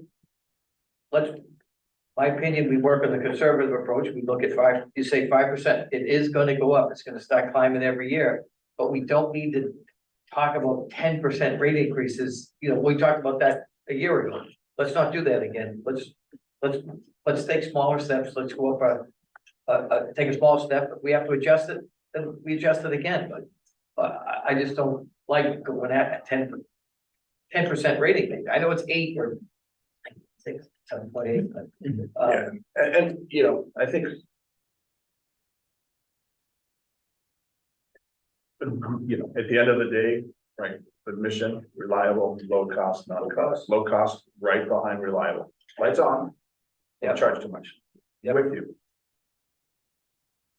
We run we're becoming increasingly efficient, we're looking for other sources, so we're trying to be very creative in terms of keeping those rates low. In a world as we've talked about before. Yeah. Transformer costs, which are a big piece of our capital structure, are 3 times what they were. So, there's a give on everything. We worked with a lot of trade-offs in terms of setting the rates, setting the budget, et cetera. Not to be too crazy, yet to give the flexibility, to your point. Give the flexibility to handle the costs and the infrastructure that we're charged with building to handle the load that we forecasted. And. Question. If we were in the inflationary environment of 3 years ago, what would you think the rate increases you'd be proposing might be? If you backed out the current inflationary, is there a way for you to ballpark or provide it better than a ballpark? 3%? Say again? 4%, 3-4%. To back it out, yeah. I think that's actually, we're in the right ballpark. So, in other words, this is a rate increase of the magnitude of what Bob is describing, plus the fact that inflation is driving higher. Is that a fair statement? It's a very, well, that was a transformer example, yeah, so, I mean, it's not just transformers, I should. Let's go to Pam first, and, But I just want to just get Yeah, that that's point. okay. Is that a fair assessment? So like if this, we didn't have inflation, we would be seeing a 4% rate increase. Closer to, Pam, I and then actually- back to Bob. Kind of along the same lines, I'm curious, what were the rate increases over the last few years? And then this chart also that shows our rates versus IOUs. What would that look like if we compared it to other MOUs? other MLPs will be right in the middle. So other MLPs, 750 kW range from Hudson at $100 to Princeton, Belmont at $175, and we're at 130. Real data, real analysis. Currently, Last fall. last one, okay. I mean, you know, And summer, you know, anticipate 2 months ago. they're seeing similar increases, so the 159 that's on that page is, their number is gonna go up. So 159 is probably higher. Again, that's an average customer bill. Okay. Right, and you know, the numbers I just gave you were for a 750 rather than 820, because they run their analysis on 750 kWh. Okay. All right, so that's where that difference, but just what I was trying to give you an idea of where we fit. We're on the, you know, we're the third and a half of the other MLPs, back to Jason's point. I hear the percentage. I'm with you 1,000%, you know, but at the end of the day, what's a monthly bill look like and what's it really gonna be? I can't tell you what it's really gonna be, because fuel, you know, back to your point, 67%, roughly 66.52 in the budget, but you know, that number changes. It's gonna be different, and at the end of the day, what we're really trying to do is educate the customers, but also, you know, as we look at that fuel adjustment, is try and dampen the ups and downs, and that's part of the reason why last year and this year, as opposed to the previous year, we're doing the rate adjustments in March, and the reason why March is important is that January in particular is a high kilowatt hour rate. So when you put a rate adjustment on whatever works out to be 10% on top of a load increase of 15%, now my bill is $240 instead of $130, and everybody says, "What the heck out?" So we did that wrong 2 years ago, because we've come out of a, you know, to answer your question, we've come out of a decade literally of flat load growth, flat load growth, flat cost. I mean, 2009 to 2020, just flat. 2017, 2018, that time frame did a 15% rate increase, and then we didn't do another one until 2020. Right, and that partially, that 15% rate increase was to put dollars in the bucket for the substation that we're still in the process of building for a whole bunch of other reasons of land, et cetera, et cetera. So, you know, I think at the end of the day, how we package it's going to be very important. But again, this doesn't take into us, you know, this, you know, we're kind of ahead of the curve, but process wise, we're supposed to put the two together, and typically we make rate changes as of January. I think it's appropriate from a customer perspective to leave it from March. Just because it dampened, you know, we don't want to jerk the customer around, right? It's stable and predictable is better, to the extent we can make it predictable. You can go to Bob and then Dennis. You're set, go, you go to Dennis. So I've been on this board for about 8 years now. And I've been on the grid for my whole life. So for reliability, RMLD's always had it since I can remember. But that spreadsheet you have in front of you, when I started on the board, we were towards the bottom as far as lowest rates. And each year we're creeping up that list. So we're talking, we're in the middle of the pack, but we are making a run to higher up on that list. And I've watched every year us move further into the pack. So you're saying middle of the pack, but when I started on the board 8 years ago, we were at the bottom of the pack and we had reliability. I know we gotta look at the future and things like that, but now you're gonna add another 10%, we move up in person, then next year we have 10. We're creeping up towards the IOUs and not being, I don't know what the numbers is, and I know we're not gonna be that price. We'll never catch up. We won't get them, but I'm saying on that list as far as municipalities, we're coming closer to the top of the municipalities each year. And I know you're trying to think outside the box and look at different ways of generating energy, but Yeah, I think it's in 8 years, we've moved up I 8 spots. I hear the caution, right? Honestly, I do. And the world is we're now in a very different energy world than we were the past, you know, a decade ago, or 2015, 2020. And all the stuff that we're trying to do right now is to be ahead of the curve. So, you know, all these. There's very good leadership and very good management at all of these different NLPs. And just like us, their cost structure is driven primarily by their power supply structure. Some of these guys at the very bottom, whoever did it 20 or 30 years ago, we're all in on nuclear. Right? And in many of these cases, and I know one of them very specifically, 90% of its portfolio is nuclear contracted 30 years ago. There's no way we can correct for that. So we'll never be at the bottom. The things we're doing right now with in-territory generation, all the work that we're doing to try and figure out how to improve our cost structure is to be ahead of the curve so that when the stuff hits the fan in 3 or 4 or 5 years, and it's going to get more crazy. And again, I'm an optimist, I honestly am, but we are going to be in a better position so that the lights will always stay on, right? And the rates will still be at the bottom third, bottom half. You look at, you know, if you want to go back and make a look at each one of these, but some of the guys at the top half, you know, enough. You got my point. I hear you're speaking like look, there's no equity position for us on the leadership team. Like we honestly our mentality is how do we serve our customers as best we possibly can, reliable, low cost, non carbon. And George, yeah. So, anyways, go ahead. George, yeah, I'm kind of on Dennis's point. I know I watched it with that increase that we saw, and it didn't come to realization. It's Not even close, but yeah, right, yeah. But there is a cost for liability, and that's what you're trying to build here. So, yeah, you gotta keep going. You gotta keep going. So, Just to build up on George's point, I mean, last year, I think it was 12% when we sat here, at the 14%. Right. And then when fuel went away, it ended up being like 8%, you came back, or 8 to 9%.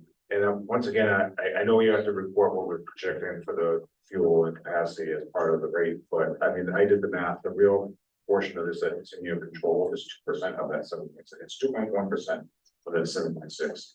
And the other 5.5 is due to the fuel and the capacity. So I think maybe the messaging to the ratepayers would be, this is the stuff that's out of our control as a pass-through that is most likely going to change this 5.5%. So what we can affect and what we're actually asking for is a 2.1% increase on what we can control. And if you look at it that way, it's really not that bad because the other stuff's gonna be whatever it is. And then, because you know, this year could go the opposite of last year. Last year you guys like, oh, you sold a 14 and you got a 9. Yeah. This year you're selling a 7 or an 8 and you might get a 12 or 14. Yeah. So you might want to have that ready is actually this is the piece that we can control and this other stuff we just have to pass through. Yeah. And then obviously if you collect a little bit more, that you have to give it back to the ratepayer, there's somewhere next to the rate stabilization fund or other. Yeah. But yeah. So. Just one other point, that's been a great point. I moved back to Reading 8 years ago. In 8 years, my rate's gone up in every single year, almost every single year I've been. It's gone up and up and up and up. Everything goes up, I get that. But I just go back to what we can control. You're swagging the number, I get it.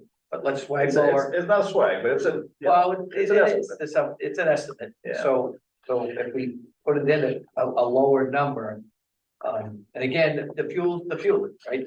That's irrelevant to the conversation. Just passing through. We have to pay the cost. The customer has to pay the cost. Everybody does. That's the majority. It's the majority, right? So what you say then is what we can control. We're going to do a 4% increase of we can control. We don't control fuel. That's everybody's, that's what killed the IOUs, all of them, because they renegotiated at a terrible time. Right. So, yeah, has come way down. But, ours, again, fuels is a pass through, but I just advertising another 8% increase after another one last year. Are you saying not so much change the numbers, but how we present it? I think you present, we're gonna raise 5% not controllable costs. Okay.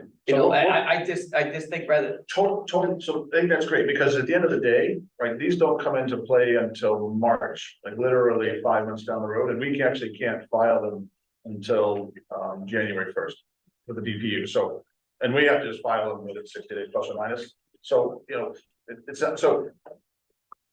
This is our baseline assumption right now, just like last year, right, we're gonna sit down and, I mean, realistically, we're gonna sit down in January, we're already talking about the agenda for January, we'll sit down and say, these are the final numbers that we are proposing, right, and that's when we'll do the broad communication, I mean, people can watch all this discussion, right, they can see, the structure, they can see all the concern that all of us have, how do we manage all this?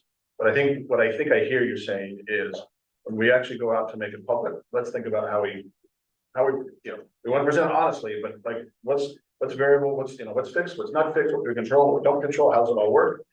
There's quite a bit of stuff on the website from 2 years ago, we'll dust that off, we'll tune that up, I'd say, it was pretty good the way we structured it.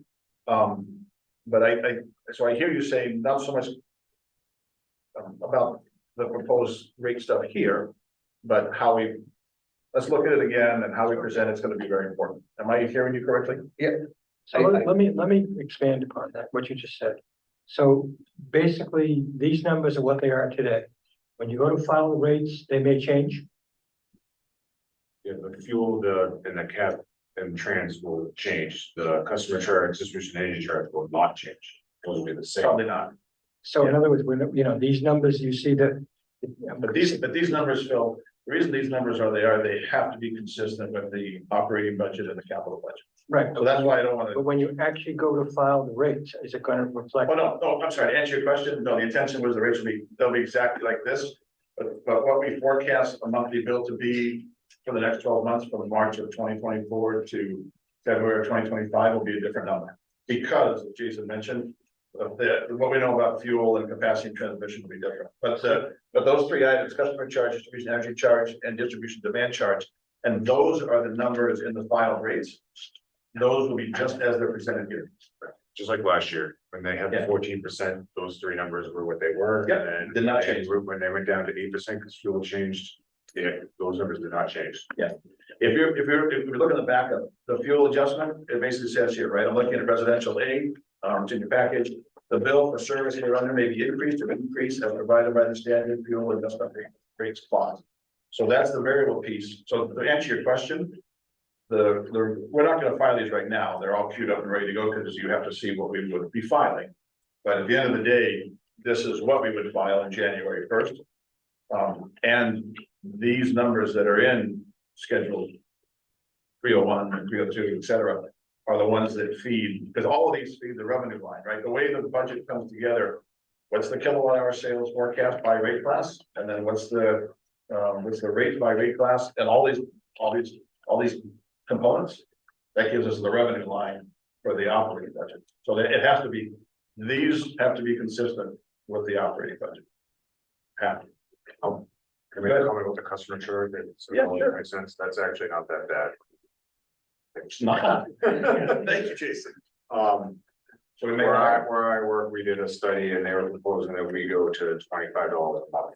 Because it's supposed to cover all your fixed charges and the distribution energy charges, so it's really fair. So $7 I think is what we're at right now too. So yeah, it's, and it depends on how you structure the rate, but that's actually a good number. Let me say different. It's a low number. It's a lower number compared to what it could, but you can probably be there if it is a study. Well, we're gonna do it more detail one, but I don't think, this is all the trade-offs you have to make. Who's your rate base? There are people that are on more fixed. Anyways, there's a bunch of trade-offs, but good, thank you. That's a low number. Thank you.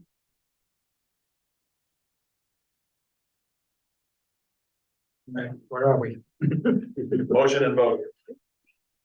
Or more discussion. CAB is the first one up, so. I'm gonna make that the record.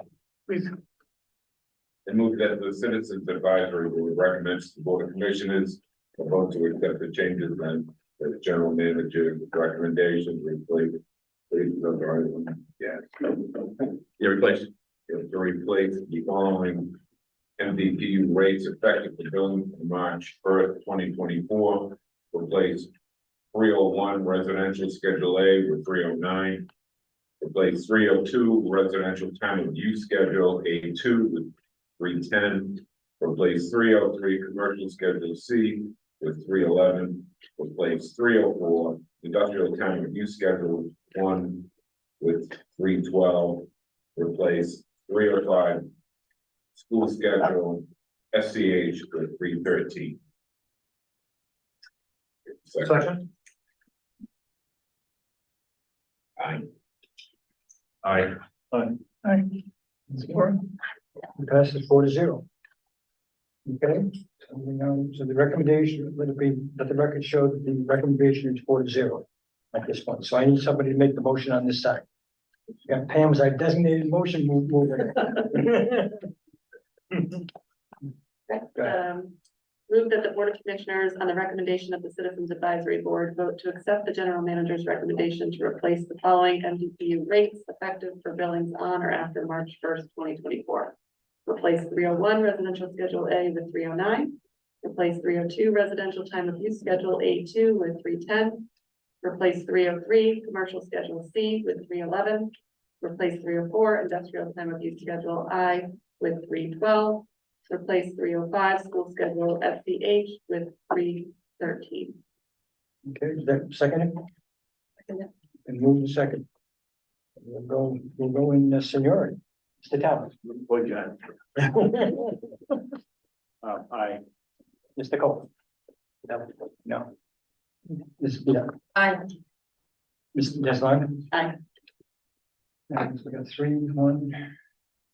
The chair is going to vote present. Abstain. Present. Present. In Lexington. Okay. I would also like to propose another motion here. Move that the Board of Commissioners instruct the general manager to return at the January of 2024 meeting to review the costs that will make up the rates, behind the rates. Pam, you accept that motion? Erica, did you get the motion? Move that the board instruct the GM to return to the January 24 meeting to review the costs that make up behind the rates. Yes, you got it, okay? Is that seconded? Bob seconded. I'll second it. Yeah. I think we just hand vote. All in favor, please raise your right hand. Board, that carries 5-0. Okay? In that spirit, actually, a couple of things I would like to have more information on, and maybe I could make it as a motion on the fly, is move that we request the general manager, what, by the January meeting, is that a good? January meeting, I think it's fine. One is to give us some more options for, time of use rates. We keep increasing the same rates without really changing the structure of the rates. Move that you would present us with options for trying to attack the peak more aggressively through rates, just options. So that's and secondly, and maybe this is just a question you can answer now, in which case I can remove it, is the question I had before about this isn't a motion anymore, it's a lecture. So let me back up 1 second to ask a question. When we keep doing roughly the same rate increases and the industrial one's always lower, as you do percentage increases, does the spread get wider and wider over the years? So that like residents pay 50% more than industry right now. Was it always 50%, or because of we keep doing the same percentage factor across these rate classes, that the gap grows wider, the increases on residents gets even. To answer your question now on that particular piece, we didn't structure it on a percentage basis. But if you look at what the outcome came out as the industrial increased more than the residential one. So I haven't gone back to run your analysis, but again, we don't drive these off of percent changes. Okay, well, I always see similar percentages every year that we're imposing across these different. Yeah, I think actually, so last year, as Bill mentioned at the very beginning, the residential had a higher percentage increase than the industrial, and this year it's the opposite. But again, that's a result of the calculations, that's the percent change is not the input. But to answer your question, is it roughly 50%? I'll say yes for a while. So then here's my motion. My motion is move that the board directs the general manager to provide the board with options to increase the use of time-based rates, or to give us options for how to do that. And that you give us a report on whether this spread between residential and industrial on a percentage basis has changed over over some reasonable period of time. 2017, we'll go back to 2015, that's your rate changes. Yeah. Erica, did you get that We're motion? gonna need that one. Okay, But, so yeah, move that the board Yep. directs the Board of general, Commissioners, Board of Board of Commissioners, Commissioners, thank Board of you, Commissioners. directs the general manager to provide us at the January meeting some options for how we can increase use of time-based rates to attack our peak costs. Can we modify that? Can we say how we, so there's the time of use piece, and we talked about that before in terms Yeah. of we're kind of, our hands are kind of tied behind our back a little bit. But I think your question of how do we, what other options can we do to be more successful on peak management? Of whatever. option. No, I want it to be about rates. It'll be about rates. Okay, so to give us options that It's you not, can, it's not all time of use, that's what I'm saying. of how we can use rates to Sure. better attack peak costs. Okay, because we keep seeing, this is the parenthetical, you don't have to take down, Erica, we keep seeing the same rate classes year after year with no new types of time of use rates and no new technologies implementing those. So you will see in the capital plan there. Okay. AMI, And then the end to be approved tonight. So that's the first half, and also to provide us a report on how residential rates relative to industrial rates have, Changed over time. how has that spread changed over time? As opposed to it being a motion, can we just make that a sense of the commission? No, I'd rather have it be a motion. You made yours a motion and we Yeah. seconded it and approved it, so I'd Okay. like it to be That's a fine. motion. And if that was clear enough, Erica, it's basically asking them for a report on how to better use time-based rates and to give us a report on the spread between industrial and residential rates. So I'll take the action out of time-based rates, but I will also look at options that that are focused on rates, not necessarily time-based. You can I'll spread- expand, expand the scope of the question and answer it more widely than it was tailored. So the motion to say time rates. yeah, leave time rates on. Yeah, to give us options for imposing, give us options for using more time-based rates than we do. And a report on how the residential and industrial spread has changed over years. Eric, can you read the motion as to what you got, so we're all clear, please?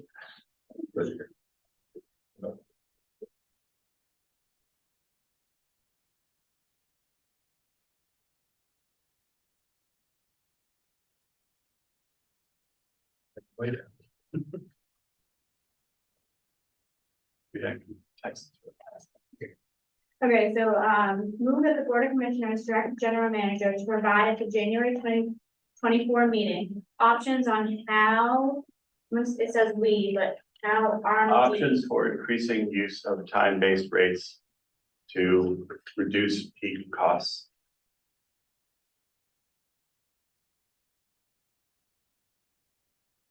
And a report on how residential versus industrial rates, on what that gap, how that Compare over time. compare over time on a percentage basis, whether there's been a change. Compare over time on That's good. Good enough? I think you're good. Thank you, Bill. Okay, so is that a second? Do I have a second on that? I got a second. I do this for sure. Yeah. Yeah. And this is the sense of, it's raise hand. All in favor, please raise your right hand. That carries 5-0. All right, very good. All right, to the budget. Yep. Thank you.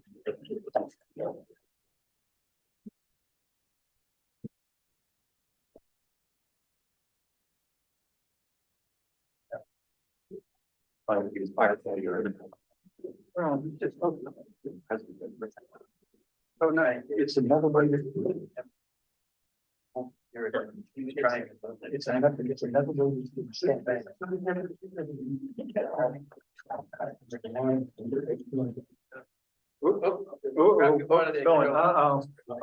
Down court. H2O. They're gonna charge us to clean that up. Someone clean spot. Add that to the budget. 99 cents. It's a solvent. Okay.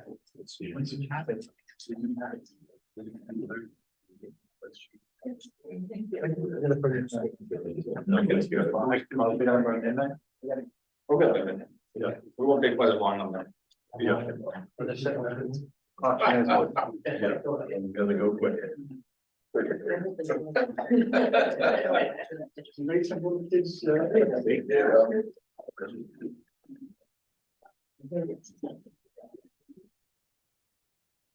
You've got, no, I'm sorry.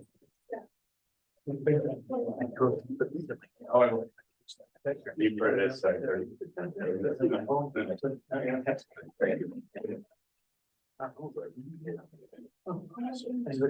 Yeah, just, I did, we're taking a 5-minute break now.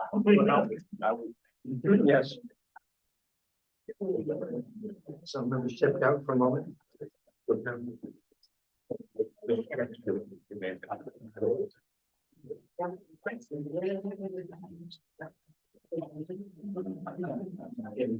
Really good.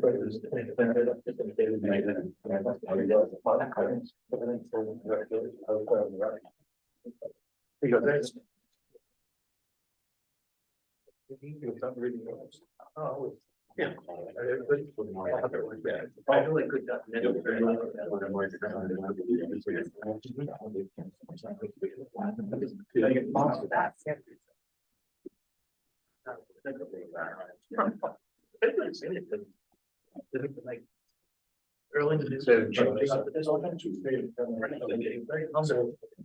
we're hanging out.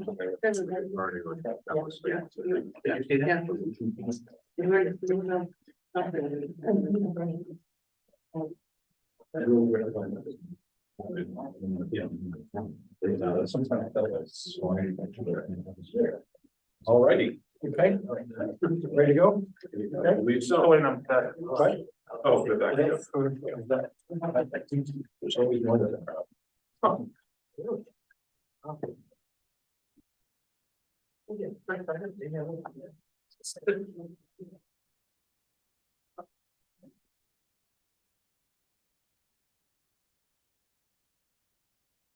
Okay. All right. Session. Go for everybody. Yeah. I'm here to present the 2024 calendar year budget, and here we go. So the 2024 calendar budget process started way back in about June/July time. Okay. So when we made a request to all the different divisions to send out their we sent out our pro forma budgets to all the different divisions for their input to come back. In August, the different divisions submitted their preliminary budget requests. The labor distribution tables were updated, and the capital projects were being begun to get assembled. In September, the budget modules were assembled, preliminary numbers were assembled.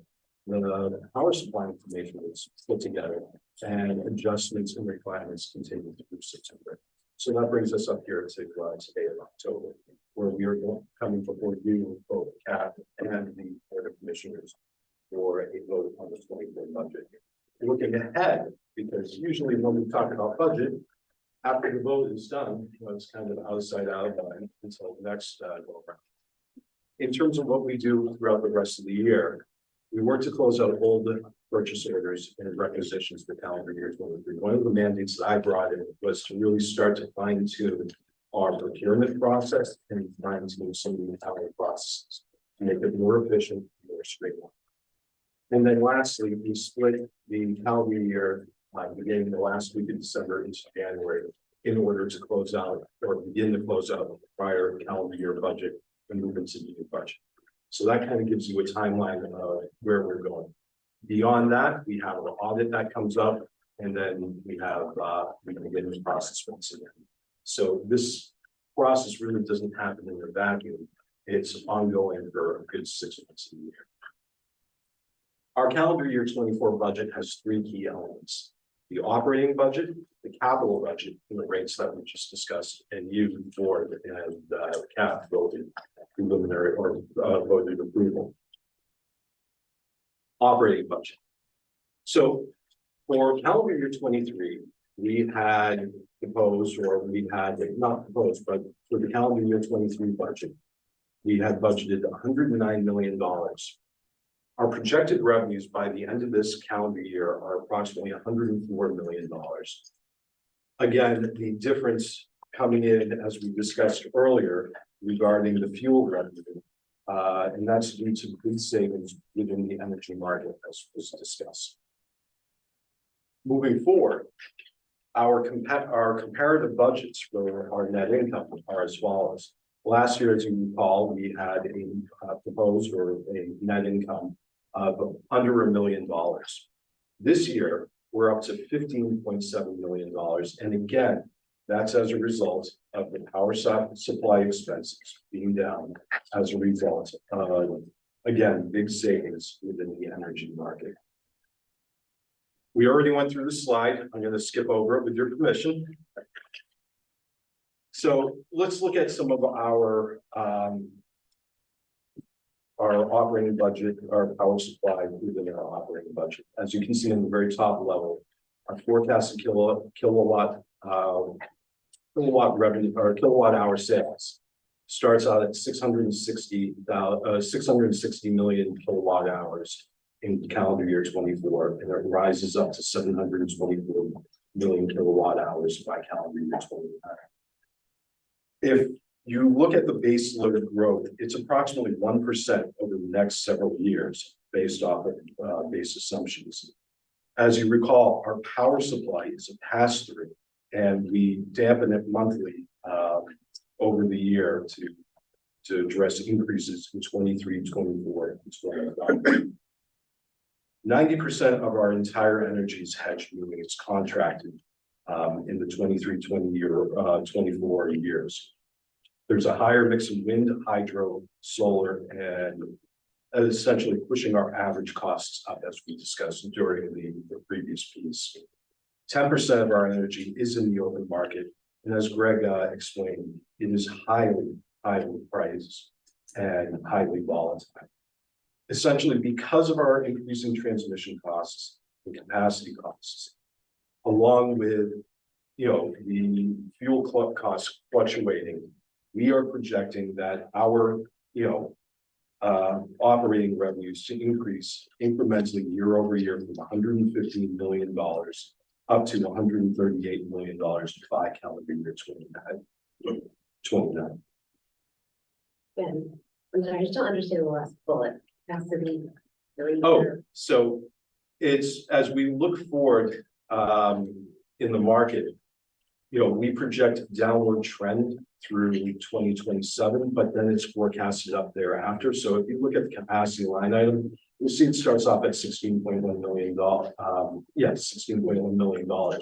It then drops to about 13.9, and then again down to 12.01 or 12.1, and then it gradually starts to rise over the course of the years. Capacity is what we're paying the power plant in ISO New England to remain in place. And the idea is that as more offshore wind comes online, they'll be needed less, so the payments are going to go down, require them to stay in the market, and will be fewer participants. But we do expect the transmission, because they're building up transmission system, partly to support the offshore wind and all these other assets. And that's why the transmission goes up at a high rate of assets kind of levels out. So aside from our power supply, the other 29% of our operating costs are found in labor, the electrification and efficiency program, or customer billing. In particular, within our labor, as of calendar year 2024, our budget consists of 107 positions. And as of last week, we're currently staffed at 92 positions, of which 7 are co-op students. In 2024, we projected to add 18 positions, which includes a tree crew, a director of engineering, a director of operations, and first-class linemen, to name a few. So as we continue to build out our infrastructure, we have to bring on the human capacity and the human capital in order to manage those processes. In terms of the electrification and efficiency program, we've included a new weatherization program, which is new incentives that are added to this process. And we've increased the number of our solar installations along with our air source heat pump installations that we have projected in 2024. And lastly, I cannot reiterate this enough. Power supply is a pass-through, and it is noteworthy that it is variable in cost. So essentially, as you can see, our budget primarily consists of power and then operations. And the operations cost is approximately, as I said, 29% of our entire operating budget. Any questions so far? Yes. Right. You know, just an obvious statement is, you know, people are expensive, right? You know, do we consider a hiring freeze and a tree? Why did we add a tree crew? How did we put on a internal tree crew? So that's always been an external source. Yeah, we're anticipating, so we looked at tree, we have 2 tree crews that are running Constantly, yeah, constantly. yeah. Right, and that's gonna, and when we looked at it, that's gonna be consistent. So we asked ourselves, we're spending roughly about $1.5 million on trees right now. To bring the crew in-house, we're gonna be $500,000 less. I take the difference. I absolutely 100% take the difference. You bring that internal, that's it. You're dealing with companies that do this every day, all day with massive amounts of crews, massive amount of people, and they can rotate people through. Now you deal with vacation 6 times, your efficiency drops off the planet. So being external and putting that external is you know, something that that we should talk about that. That's a very surprising ad. That's a key driver at the end of the day. I mean, if we looked at, you know, again, experience and feedback is welcome. And we have the same issue in terms of line crews, right? You know, we have internal line crews and we have subcontracted line crews, and our subcontracted line crews are most expensive.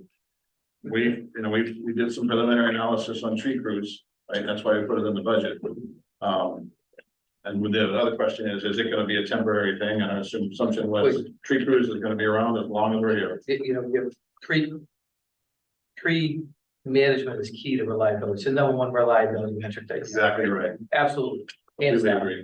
But bringing that through an internal it's a huge expense. You're talking about 2 trucks, 4 guys. Yep. You know, that is immense. 5 guys actually. 5, yeah.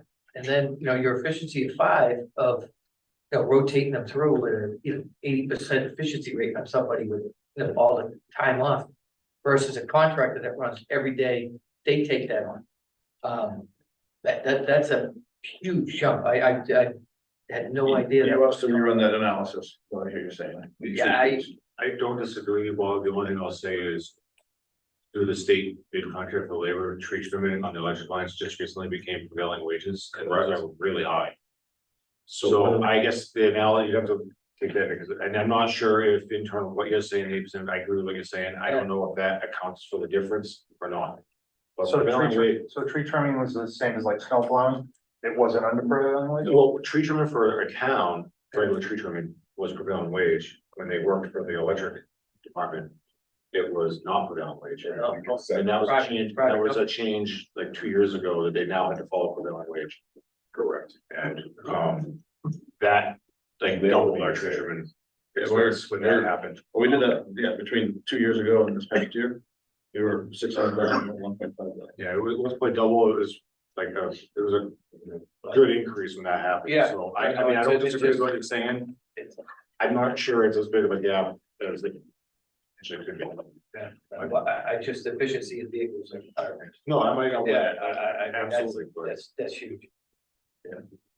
So we are looking at the prevailing wage. We are taking into consideration those that cost as we continue to price out and look at bringing staff in. That's one of the areas that we were looking at. In fact, that was something that we talked about internally with our manager of contracts. So I think we internally about benefits, the pension, Oh, yeah. and all that stuff, so I don't It's know, not just- I don't know what the which way it swings, but it's not, I don't think it's as obvious. As just looking at it, there's a lot more nuances to that I think. We'll go into that. Can I ask a follow-up question on Go ahead. that? You mentioned reliability, so, I think about storm come through and a bunch of trees are down. I was in tree crews internally who are going and managing that, right, and dealing. with Well, that tree crews and our line crews too. To fix the Hey, buddy. line pieces, Yeah, right? so tree crews are primarily ongoing maintenance. That to Bob's Okay. point, is a constant because trees grow and we're trimming. And so, and then when it's storm related, it, depends on the situation, but crews are on board. And all of the linemen, except the apprentices, but all of them are basically equipped. with I just equipment, think right? about how, one of the key elements of our reliability are, our line crews who are focused on our area only. Yeah, And we don't have to compete elsewhere, and I think that if we outsource tree crews, do we have to then compete for time if we run into that situation? All tree resources are outsourced today for all utilities, basically. But I guess I speak for all, but the majority of them, they are external crews. Sure. And during a storm event, yes, you do compete for, Right. yeah, but if you have a existing contract, they will give you crew because you already have an existing contract, you have that relationship. It's when you don't use them and you say, oh, hey, I need you, that's when you have a challenge. And during a major storm event, the most important thing is tree, right? Because you can't do anything without getting the trees out of the way. Then you can start restoration. Tree crews are yeah, and just another small point, and I'll say this for a different purpose, but reliability, as Bob mentioned, is tied directly to trees. Trees is the number one source of outages. And that requires tree trimming. And then another time we'll walk you through data in terms of the direct relationship with the policies that are in place in different towns that allow us to reduce outage. So not I was talking about restoration, we're talking about how do you avoid the tree coming down to begin with, or the branches, I should say tree coming down. Two important points. So this seems like a counter market approach. Well, this seems like a counter market approach, like you're saying, most people in the market have established outsourced tree crews, so that's what I owe you. Yeah. What about MLPs? More MLPs would bring them in house. And we're the largest, and we're one of the two largest guys, less than Taunton, so the smaller guys have already been bringing it in house. And so that was part of it. So that's also just a good reference. Yeah. But I think, It's a good Bob point. brings up some good points in terms of, we looked at it, we did high level analysis on it, right? But, I mean, at the end of the day, how it goes back to the core point, right? We're all on the same page of how to make this as most efficient as we possibly can, right? In terms of a cost structure, but cost is right behind reliability. So,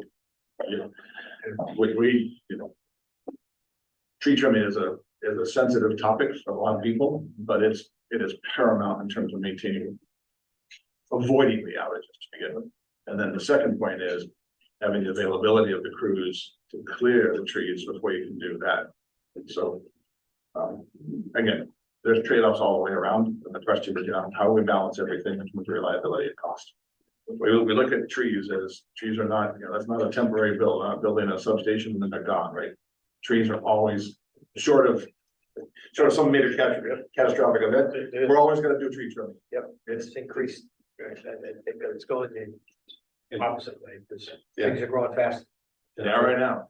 And I will say, as a customer of an IOU, which I will not mention, when we had the power outages in the town that I live in, I was wishing that we had, or the IOU had internal tree crews, because we waited days upon days, even though they were saying that the tree crews were out there. I walked down the street and I saw nothing there. So I would feel more comfortable having someone internal, addressing these issues as opposed to externally as a contractor. We'll do more analysis. My only 2 cents is that in 2021, when this line item came up in the budget, Yeah. it went up like 110%, like from We doubled 600 change to 1.2. So let's stop it from going from 1.3 to closer to 3 million. On the outsource basis. Well, I mean, the Yeah. labor, I guess, is all going to the West Coast where there's a lot more work and getting paid a lot of money. So that all became kind of difficult. And Yeah, I mean, that goes back to the fundamental issue, right? 10% of our cost structure is labor, whether it's direct or indirect. And, we do 3-year contracts on the tree crews. Right? And so we're coming up to end of contract. Right? And the fair statement is, that's before we pull the trigger. Before we pull the trigger one way or the other, let's do a little more analysis on it and see what the bid's going to be. But it's a specialty labor group, back to what Bob said. And we're, again, I don't have to talk to some of the other GMs in terms of how they looked at it, but just in our local area there with the smaller guys, there's never bringing the tree crews in. I'm sorry, maybe on the wrong page. You've allocated how much for this roughly? In the operating cost? Yes. Remember what they, yeah, so if we outsource it, I'll make a broad statement, it'll probably be $500,000 higher on the operating budget, roughly. But we'll clarify that. So you're saying that by hiring this crew, you're gonna eliminate mayor or the outside crew? Yeah, pretty much. We're gonna, so the step here could be a twofold step. They would do the first crew and keep mayor, and then after a year, talk to them and see how the crew's working out, and then maybe do the second crew. That would be the structure. So not all in it. We'd end up renting the truck the first year, see what kind of equipment really works for us. I mean, our kind of work is pretty predictable, right? And in fact, the crews that we have right now, 2 crews, the crews that have been with us for, 4 or 5 years. So they know our territory and know how we work, they know how to work with the various towns. I mean, it's, it's smooth. And I'll say this purposely. It works very smooth in 4 of our towns. Our host town, we are not as successful and we are behind on tree trimming. And we will show data that shows that the number of outages are higher in our host town than everywhere else, due to the fact that we are constrained in terms of the trimming of trees that we are allowed to. Yeah, that's a pretty strong statement. If you go to page 117 in the package, you'll see you got item 593, which is the tree trimming. No, with the operating budget. 117, did it break out? 117. Page 117, but my cost is page 117. It's perfect. You can see that cost has gone down from 1.5 million to about 800,000.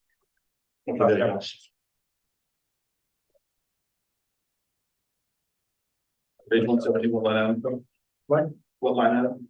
It should be 593. Thank you. Maintenance lines tree trimming. Yeah. You can see what that number's gone down to. There you go. Yeah, 47. There's a delta. I mean, in the manufacturing world, if you're gonna outsource something every day, you look at bringing it in the house. So I guess I can see what your thought process is. The thought process is on. Every day of the week you have them cutting, then Yeah. you're paying someone else overhead. Yeah, and again, there's certain benefits to doing that. But we have the very basic question, is this temporary or is this, like you said, something we do So every that's day? 306, 220 days a year, they cut for you. Yeah.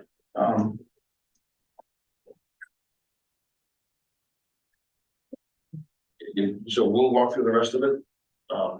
If you want to make the motion to approve it conditional, or if you want to review it on the 15th, we can do that as well. I think the point's valid, right? We'll look at it a little more carefully. At the end of the day, like everything we do, right? There's trade-offs.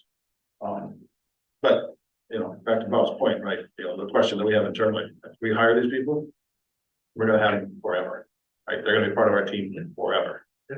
So that's part of the caution in terms of short-term and long-term, but the bigger picture is how do we look at how we run the operations, right? Where can we be more efficient? And again, that's our approach. Oh, you're already paying the tree companies overhead of management. You already have management here, so you're reducing the cost of the management of cutting a tree. Yeah. By bringing it in-house because you're not paying for their overhead.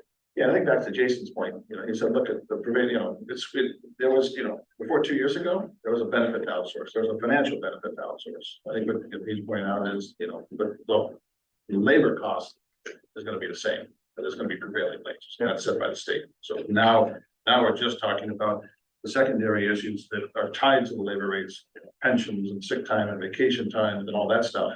And you're right, the management, so there will be the management costs, because we have most of the management costs, but we'll probably have a guy to lead the tree crew and fill in when somebody's on vacation or whatever, that's the intention. And the intention was also to block the forward run. But it's not a 0.2% change in inland. Every dollar counts. And so, this is, I'd rather outsource it, but we're trying to be pragmatic.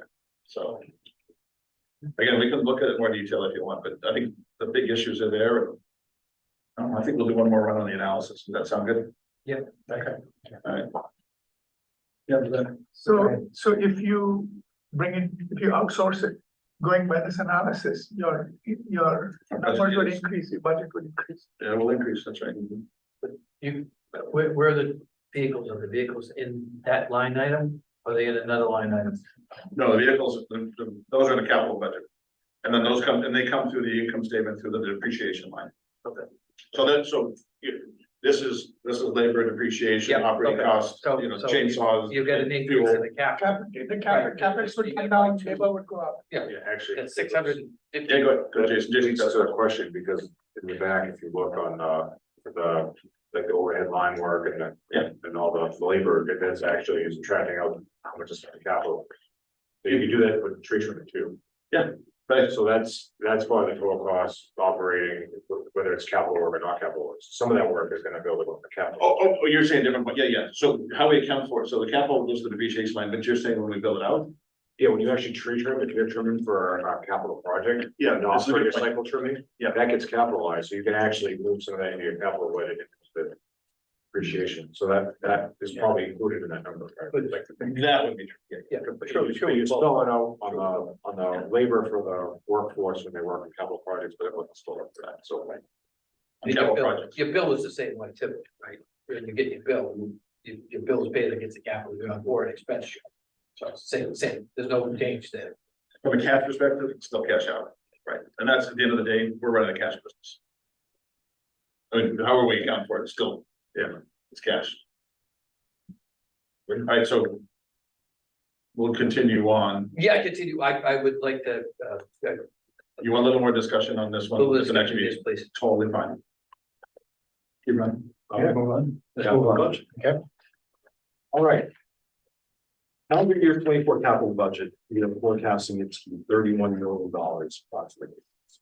If you recall last year, our capital budget was approximately $26 million for calendar year 24. Like that, in 2023, we believe the calendar year 24 budget is going to be $26.1 million.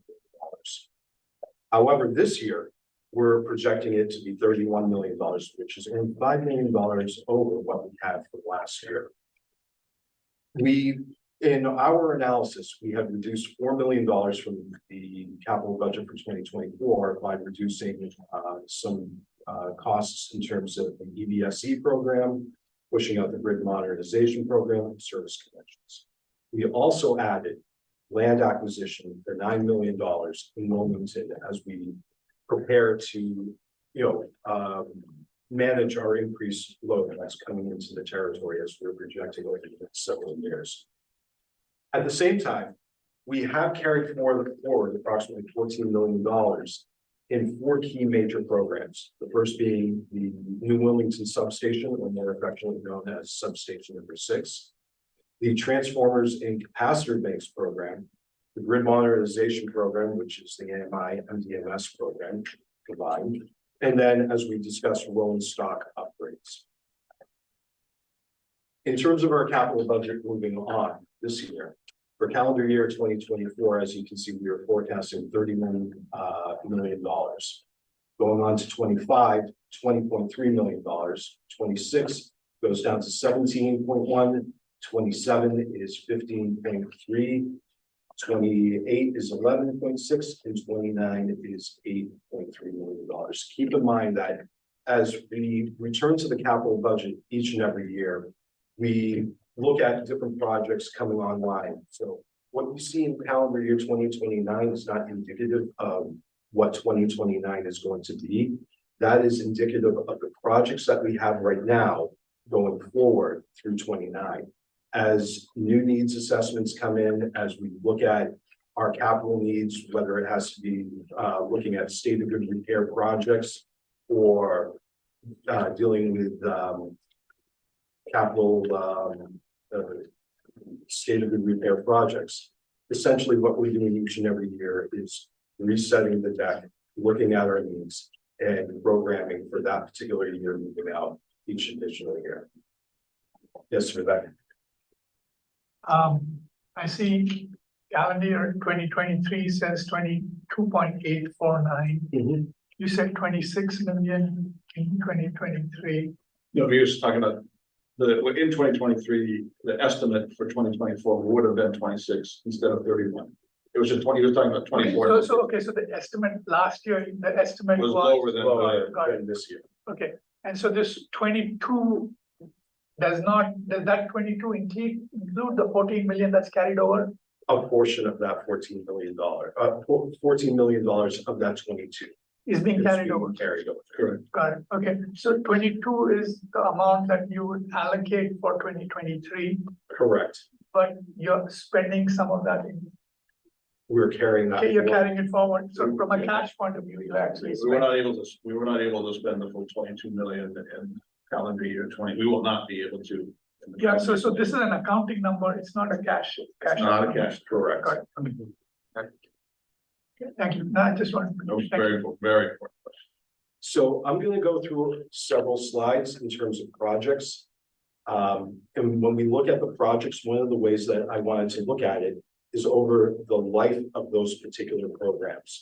Historically speaking, On this RMLD, particular kind, just, one item in the, I'm sorry, I'm gonna be nitpicky. In current year 2024, the first number in that column has a decimal spot in it, where all the other numbers do not. oh, that's operator error. I will, Operator error, okay. Tell them account. It's coming to the account. Okay, go ahead. so as I said, as we move forward into some of these projects, I'm looking at the life cycle of the entire project, as opposed to the individual calendar year of that allocation. We'll talk about the allocation for that particular calendar year, but when you're forecasting out and when you're planning out capital projects, you're really looking at the life cycle of that program. Make sense so far? Yeah, excellent. So the Wilmington substation, we're planning from really, it goes back before 2024. But in terms of budgeting and scheduling, we're going from 2024 through 2029. We're anticipating approximately $28.5 million in terms of total costs over the life of that project as a result of the continuing work that we're doing. Now, this is inclusive of the system impact study, which I'm sure you're very well aware of, has added additional costs to the tail end of the project as we have been discussing internally. We've already started in terms of the procurement process and working with Virginia Transformer. We have already contracted to purchase the 2 new substation transformers. So this project is underway. It is totaling approximately $28 million, of which we are anticipating, hopefully, to spend approximately $10 million this year as a result of, yes, in 2024, as a result of essentially the milestone payments on that contract. And site rent. And site rent too. And deposit on additional.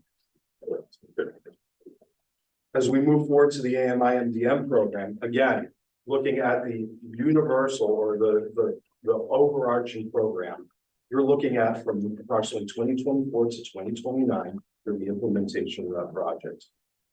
In total, you're looking at approximately $18.2 million. And again, these are based off of that entire lifespan of the project. This year alone, we're anticipating to spend approximately about $1 million in terms of milestone payments. So 1 million in 2024. Correct. Just a sidebar, so have you contracted out for the AMI mesh network yet? No, we're actually, we're finishing the bid specs right now, and we're gonna get it out before the end of the year, like Thanksgiving. Why do you ask?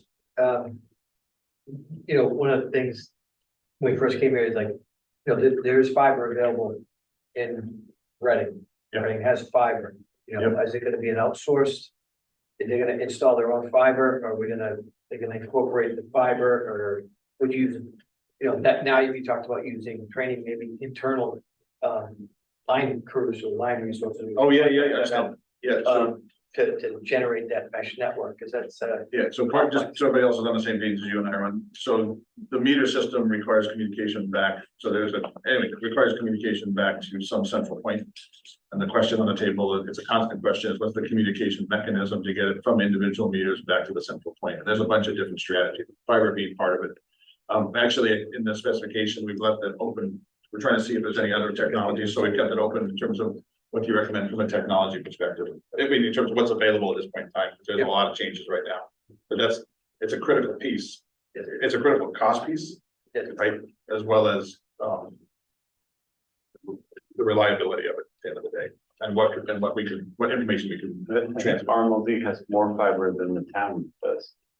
yeah, but then when you start talking about something like this, the amount that you need is significant, depending on how you do it, you might not even use it. It might be, You might not even. it might be a wireless network, but it's how And collectors. the meters don't work without connectivity, right? Yeah, they collect data for a period of time, and then the registers get full, and then they say, hey, what do I do now? But that's, I mean, Yeah, all sorts of technical, but I think the key point for us in this discussion is because they're spread across 51 square miles, that's the size of our territory, that communication, you know, we're not, you know, we're not grid or IOU, I mean, we're not massive, but that communication mechanism is a key. The communication from the meter back to a central hub is a critical part of the technology and cost.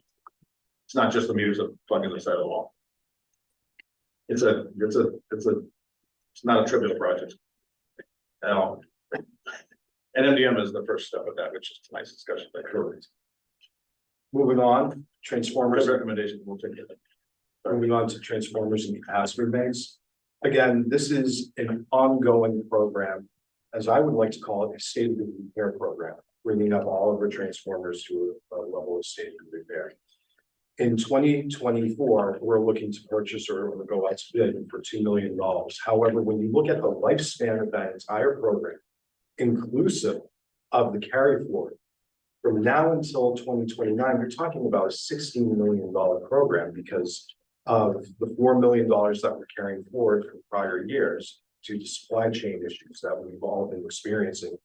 Plus, as we look forward to future years in terms of projecting out our needs in terms of transformers and capacitor banks.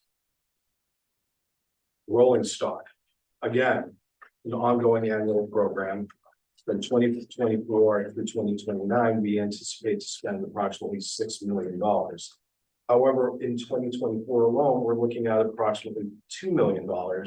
And as we were discussing earlier, we've taken into account the need for a tree truck and a chipper truck, along with addressing some long-term state of good repair issues regarding, you know, the useful life of our rolling stock.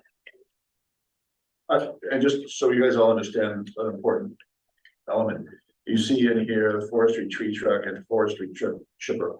And the reason it's on, good point. The reason it's on this capital budget, remember I said we were going to rent first, most likely, is that in order, so delivery of trucks like these are in excess of 12 months. And so if we wanted to order something in January, we wouldn't get it in January 2024.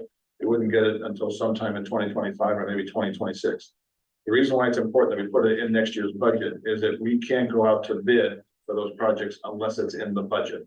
So even though we aren't going to spend that money in 2024, it needs to be in the budget so that we can go through the state mandated 30B process. It's got to be in the budget before we can do anything.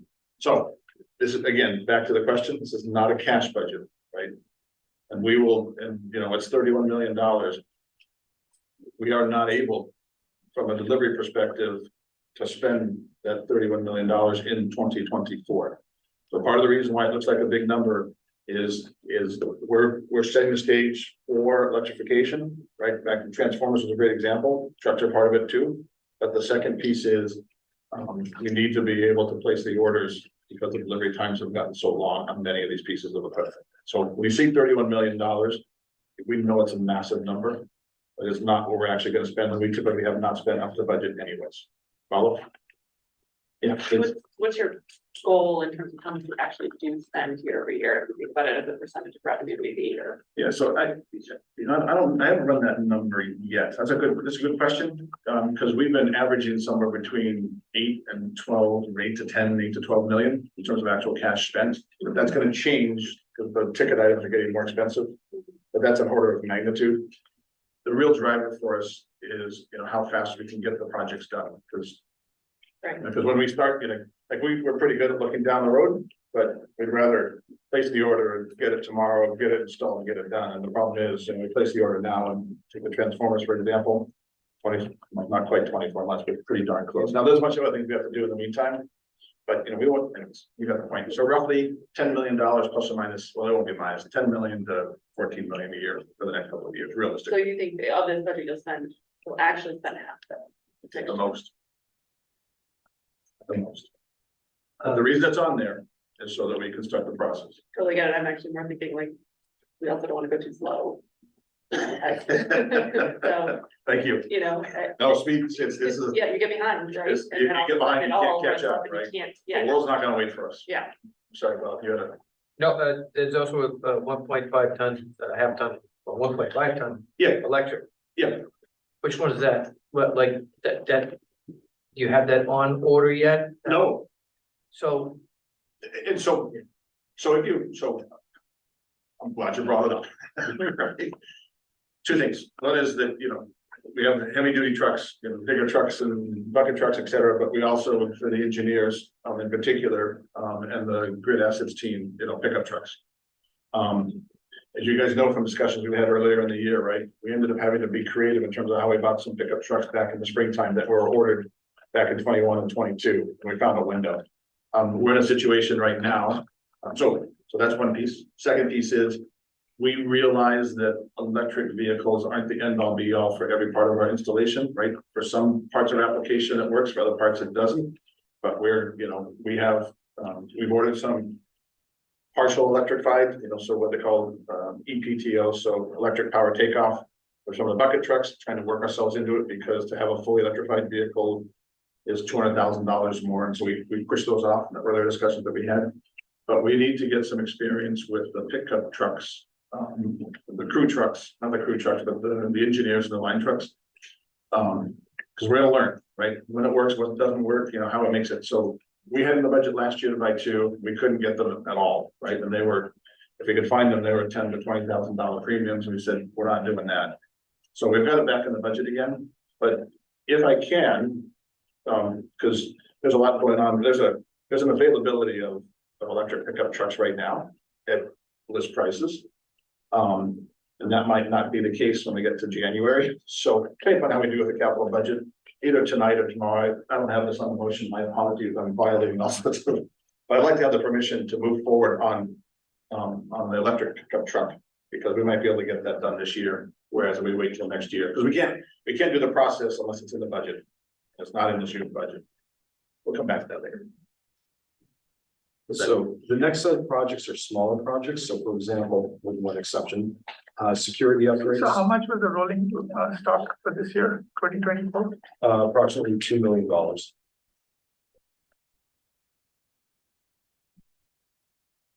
Next year, 2075. Moving on, couple of smaller programs, and then we'll talk about land acquisition. Every year, we face all sorts of security threats as an MLP, and as a result, we are being proactive in terms of our security systems and the upgrades to perimeter access control systems and whatnot. Working with Burns and McDonnell, we have essentially revised our specifications in order to address the new needs in this changing environment.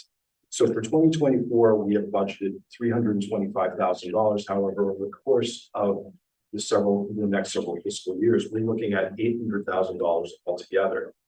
Because of these ongoing threats that we see as a result of various geopolitical events, we're being very proactive in terms of our security system.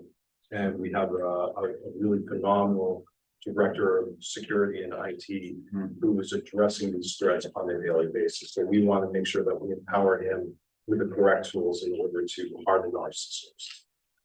This all appears to be a physical security budget here. Yep. Right, This this is is, physical.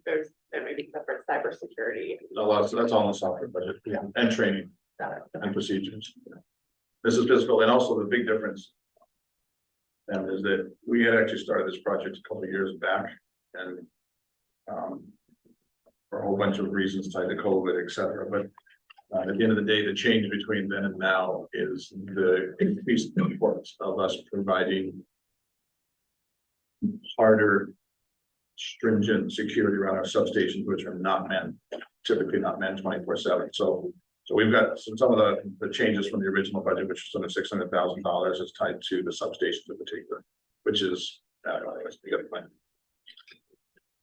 So we're up to the second to last slide here. One of the big acquisitions one of the big line items from this year's capital budget is the acquisition of land. As Greg mentioned earlier, we are working towards building out our infrastructure to address the forecasted load that will be coming into our territory. As a result, we are requesting essentially $9 million between Route 125 in Wilmington, the parcel of land there, and Maple Meadows. Maple Meadows being approximately in terms of the reason the split's not important is we're in negotiations, so we don't want to give too much. Sorry. And then lastly, here are some other capital budget items for 2024 alone. We are looking to invest up to $3 million, give or take, in various projects, which includes routine construction, our pole replacement program, facilities, IT service connections, essentially day-to-day state of good repair type projects where we are maintaining the system that we have. What is a force account? So force accounts where we basically have to provide services, like if it's a state road, we have it. So like at Main Street, at the top of Main Street across from the Creamery Pizza place, I forgot the name of what anyways. Counts right there. So that's an example of a forced account. The bridge work so it's anywhere where it's a state road primarily, and so we're required to. I think there are 3 projects I read. I think 2 of them have to do with bridges in Wilmington. Yeah. 2 and bridge 2, yeah. Or the MBTA is redoing bridges over roads. But typically around state roads. You get 50% of the money back. For the cost, so, but, I mean, you eat 50%. Right. Yeah, and in order to do all this stuff, you still have to have it in the budget. So it's not a big number all said and done, but it's still not. In summary, as you can see, we have a very robust budget moving forward for calendar year 24 through 29. The bulk of our budget is found within 24 through 28 in terms of order of magnitude. As I discussed at the beginning of the presentation, our major cost drivers are the new Wilmington substation, Iowa substation number 6, the AMI mesh network, along with MDMS, the transformers, which is an annual program, and our rolling stock. Our goal is to be reliable, and in order to be reliable, we need to invest in these key assets to ensure that we remain reliable for years to come. Ultimately, we hope that through discussions here tonight that we will, motion to approve the capital budget and operating budget as well. Thank you. I got one question, and it's a citizen asked me about. It has to do with Johnson Woods. There's some project you're doing in Johnson Woods on the loop there. One of the citizens asked me a question about what's going on. Actually asked me in church, honestly. Yeah, but this doesn't really explain what's going on. What page you have? Page 95. Yeah. I live in Johnson. Yeah, but do you understand what's going on there? Yeah, they're adding one more loop, right? They add- But yeah. apparently there's some issue there. There's one feed, they're adding a second feed. Linfield, no, this is. Rennie, We don't want Linfield. We're upgrading one of the original underground. Yeah, no, I have it. I don't remember off the top of my head, to be honest, this particular one. Yeah. there's a lot Looks like it's a radial development now, and they're gonna try to find a way to get a second feed over there, so if the cable fails, you can switch it around and keep it going. they've expanded a lot of, homes there. Yeah. So Well, the- 100%. Yeah. So the project, the Well, it depends has on been your expanded, so they need, that's the reason why, Well, okay. I mean, that place has grown from its original demand profile. Yeah. What that demand Okay. profile is That's- today, That's what I didn't is- understand. it's gotta be tenfold what it was designed for, so. Having a second feed in is now a necessity. And that wasn't, originally it wasn't that big. So I- He just built out everything, he just built it out, and he's got a deadline, I think, for next year or something to finish construction. So follow with Brian on that one. So we're pretty diligent, Bob, in terms of, what's customer paid versus, because again, from a legislative perspective, from a franchise perspective.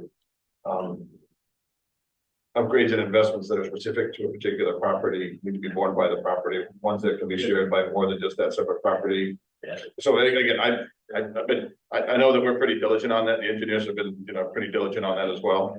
I'll report back on this particular one, but I can answer your question, Bill. Yeah. I'm not sure. Because what I understand is it's expanded, the property, and so you need a second feed in there, that's fine, I now understand, okay, And we like low grade. yep, you better believe it. No, they've That's a really good thing. expanded a I lot. want to encourage people to do more.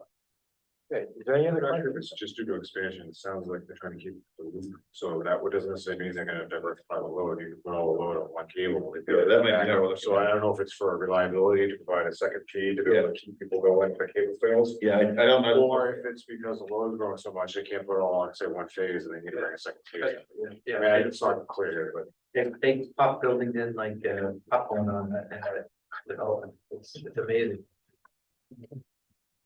Any further questions on the budget, on the capital budget? If not, I guess the CAB has to go first. are we doing any consideration on the staffing for the tree? I mean, is that gonna be discussion on? Here's what I recommend. The staffing, so I'm in support of what's in there, but I know there was discussion. yeah, so I can do it either way. I think so what my request would be that we approve the capital budget and that we do some additional analysis on the tree crew, because that will impact primarily the operating budget. And then on the 15th, we go back and again, it's 2.5, 3 weeks away. And that's not perfect, because at the end of the day, if we do the outsource model, we're gonna add $800,000 to the operating budget. It'll have a small impact to the capital budget, it'll create more funds to feed it, but it won't fundamentally change the capital budget. The reality is, we'll drop those trucks off it. I mean, it has a small implication, but if we could, out of the $31 million, the 2 trucks are not gonna move the needle on the capital budget realistically. So that would be my recommendation, if that sounds okay with you guys. Yeah. Vote on the capital and then table the operating until. All right. I move that the Citizens Advisory Board recommends to the RMLD Board of Commissioners the calendar year 2024 capital budget as presented. Second. Sure. Move that the Board of Commissioners, on the recommendation of the Citizens Advisory Board, approve the calendar year 2024 capital budget as presented. So afterwards, Citizen Advisory Board, I'd also like to add on the recommendations and the general manager. Oh, yeah. Yeah. I'll second that. Who is that guy? Does he matter? Okay. I did, I second. Yeah, Dave seconded. I think when you do this, we show of hands. All those in favor, please raise your right hand. All that motion carries. 5-0. 5-0. All right, Thank you. Thank you. okay. And we're deferring the motions on the operating budget. Until we're deferring any motions on the operating budget at this point. We'll defer those to the next meeting. Okay. Yeah. All right, Well, then we're gonna focus the next meeting on primarily on the tree crews. We'll provide Yeah. details back. okay. So just. So you're gonna get a whole presentation at that, the operating budget, or is there more to come, or just the tree trim? Just a tree trim. Just the tree trim, okay. All right, so let me ask my annual question. Oh. Here we go. Ben was right. Page Where is it? 119, What, one, page what? page 119, Page 119. page 119. Okay, Well, they could get away. all right. RMLD Yep. RMLD board / path. Yes. Oh, yeah. 30,000, and we're only spending 18, we're only spending 14 this year.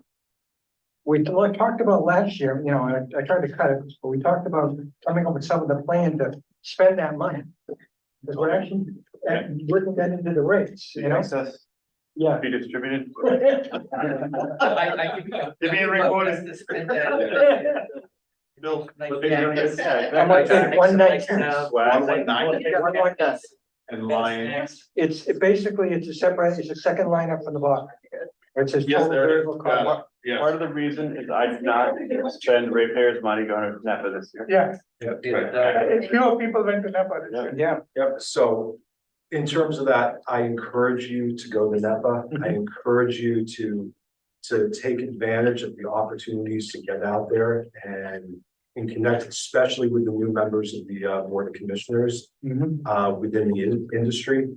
I myself, as a relatively new person to RMLD now, having been here about a year, I can't tell you how immensely enriching it has been to connect with other colleagues within the industry. So I highly recommend. but other than the NEPA cost, is any other cost in there allocated, any other cost? Supposed to be for if we ever need to bring a consultant in to analyze something. Well, yeah, I understand that, I think that's, Have to place it with 30. I think that's, I think there's more than that that's in this budget, the 30,000.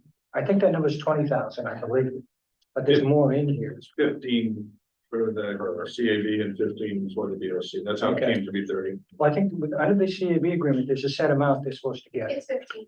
That's why yours is 15. 15? We already voted on the budget, right? No, we didn't vote the operating. For the operating. We didn't vote the operating. But anyway, I mean, is there any other cost we could allocate in here? I mean, can we allocate some of Erica's cost in here, something like that? Maybe we You can do buy allocate pizza. some of my labor to the cab.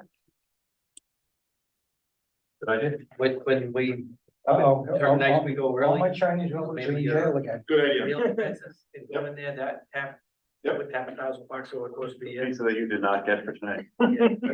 You're being respectful of our. Like this is not our whole. Oh, I get it. account. I've already put water on the floor, so. Hey, you can't see it anymore. Yeah, I know, that's, I made the point. We'll Thank leave it you. there. We'll make the point and I'll leave it. okay, Okay?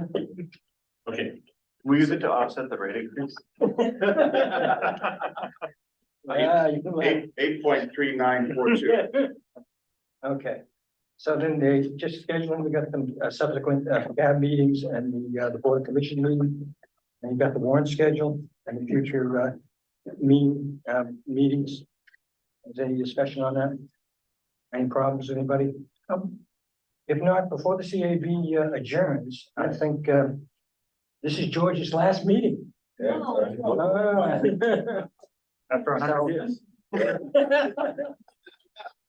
Don't look back on it going. It's been a pleasure. It's been a fun ride. How many years?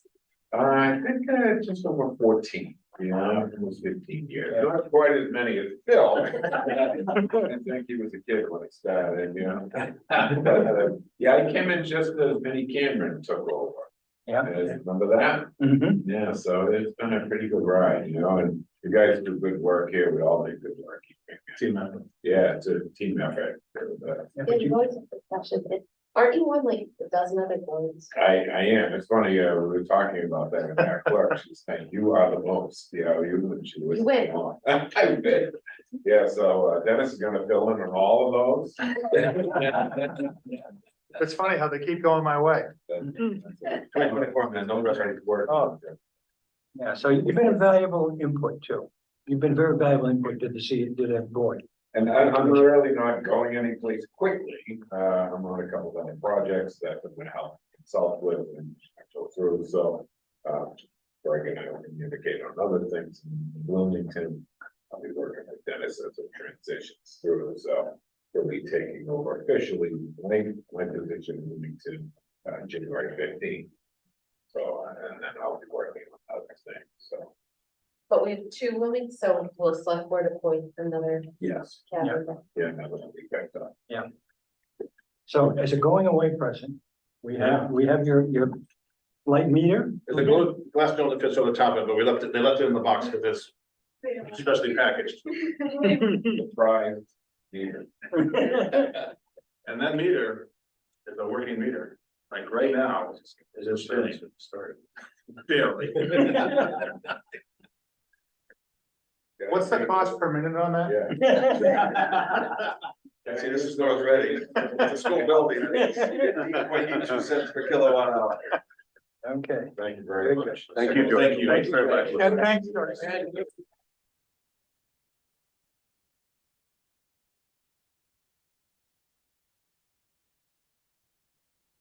Yeah, okay, so then, last right, so I guess you Want can, me to do it? yeah, please. All right. I move that the Citizens Advisory Board adjourn for regular session. Second. All right, very good. Thank you.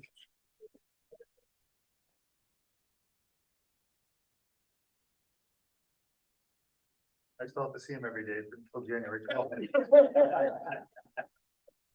You want me to answer it? For pain and suffering. All right. Okay, very good. So let's. I'll stay back, I'll stay back. Yeah. Because you're all welcome to stay if you like. We're near the end. Yeah, so, policy review, Greg? So on the policy, I had originally wanted to make a proposal to dissolve or remove policy 25. I'm not quite ready to do that yet, so I'm gonna table this probably Okay. till the December, January meeting. There's a couple of other things I'd like to digest and then review with you. It does need to be revised and modified.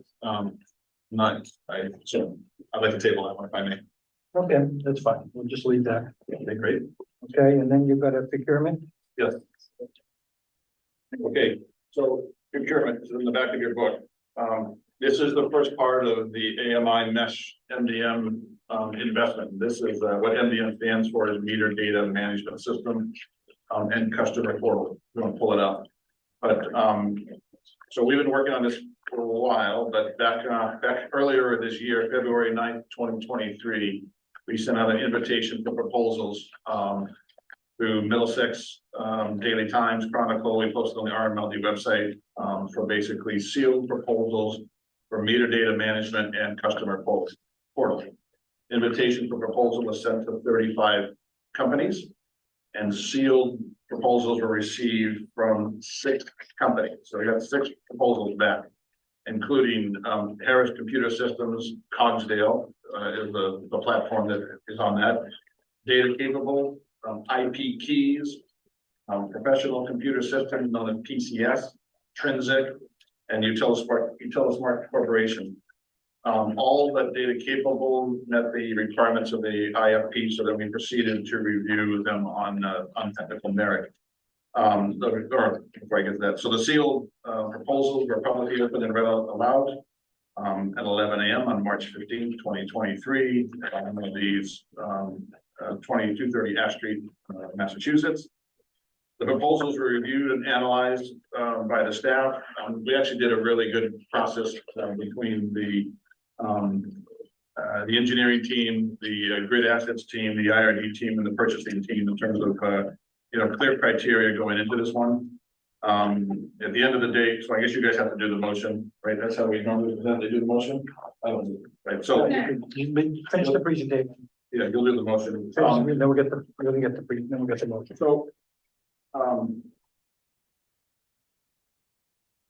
So the 2023, so a couple things. So you can't even see that.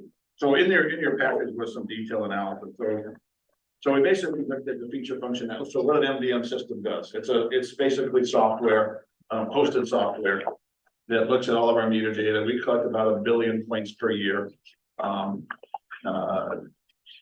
We're becoming much more data focused. We're doing a lot more. We actually have individuals now that can do a data analysis on information. This meter data management platform is basically, it is a connection of our 2 meter systems. Right now, we have 2 meter systems, 2 meter systems.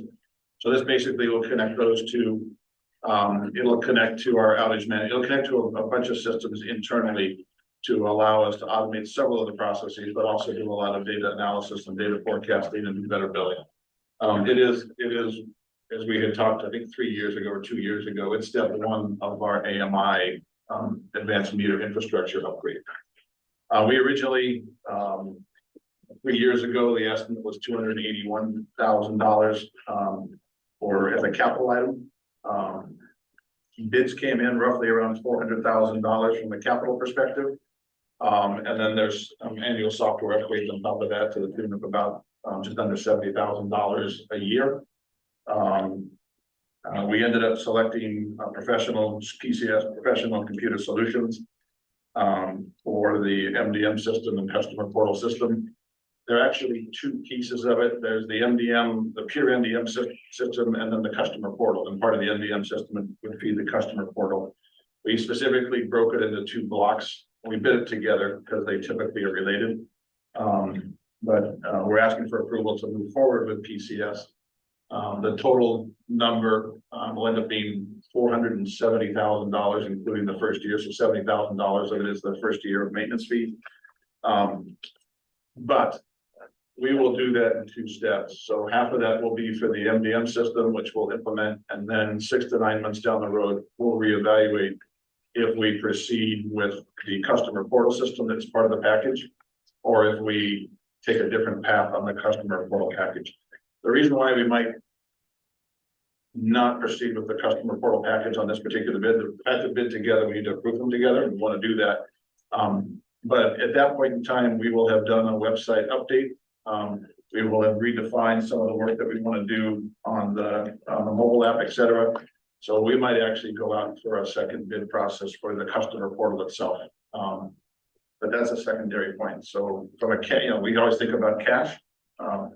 Realistically, we'll end up spending we should plan on spending just under $500,000 in 2024, but the reality, we'll probably spend half of that in reality.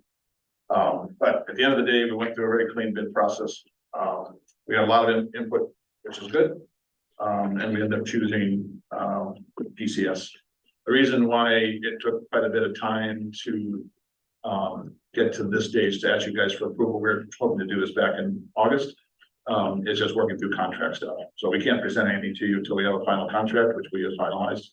All the details are in there. Our council has reviewed it infinite number of times. There've been compromises with PCS and us to make it work. We don't consider ourselves to be particularly unique. But you know, we're pretty stringent on some data security issues. So anyways, that's the background on MDM, RMDMS. Yeah, go ahead. Can I get the motion read? Oh, you have a motion first? Yeah, read the motion. Just a quick question. Yeah, let's get the motion read first, and Okay. then I'll let the question. Go ahead. Yeah.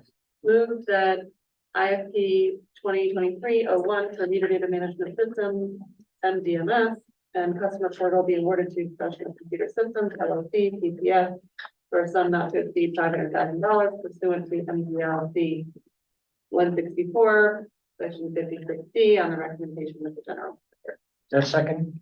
Second. Second, okay, we get a second. Go ahead. Okay.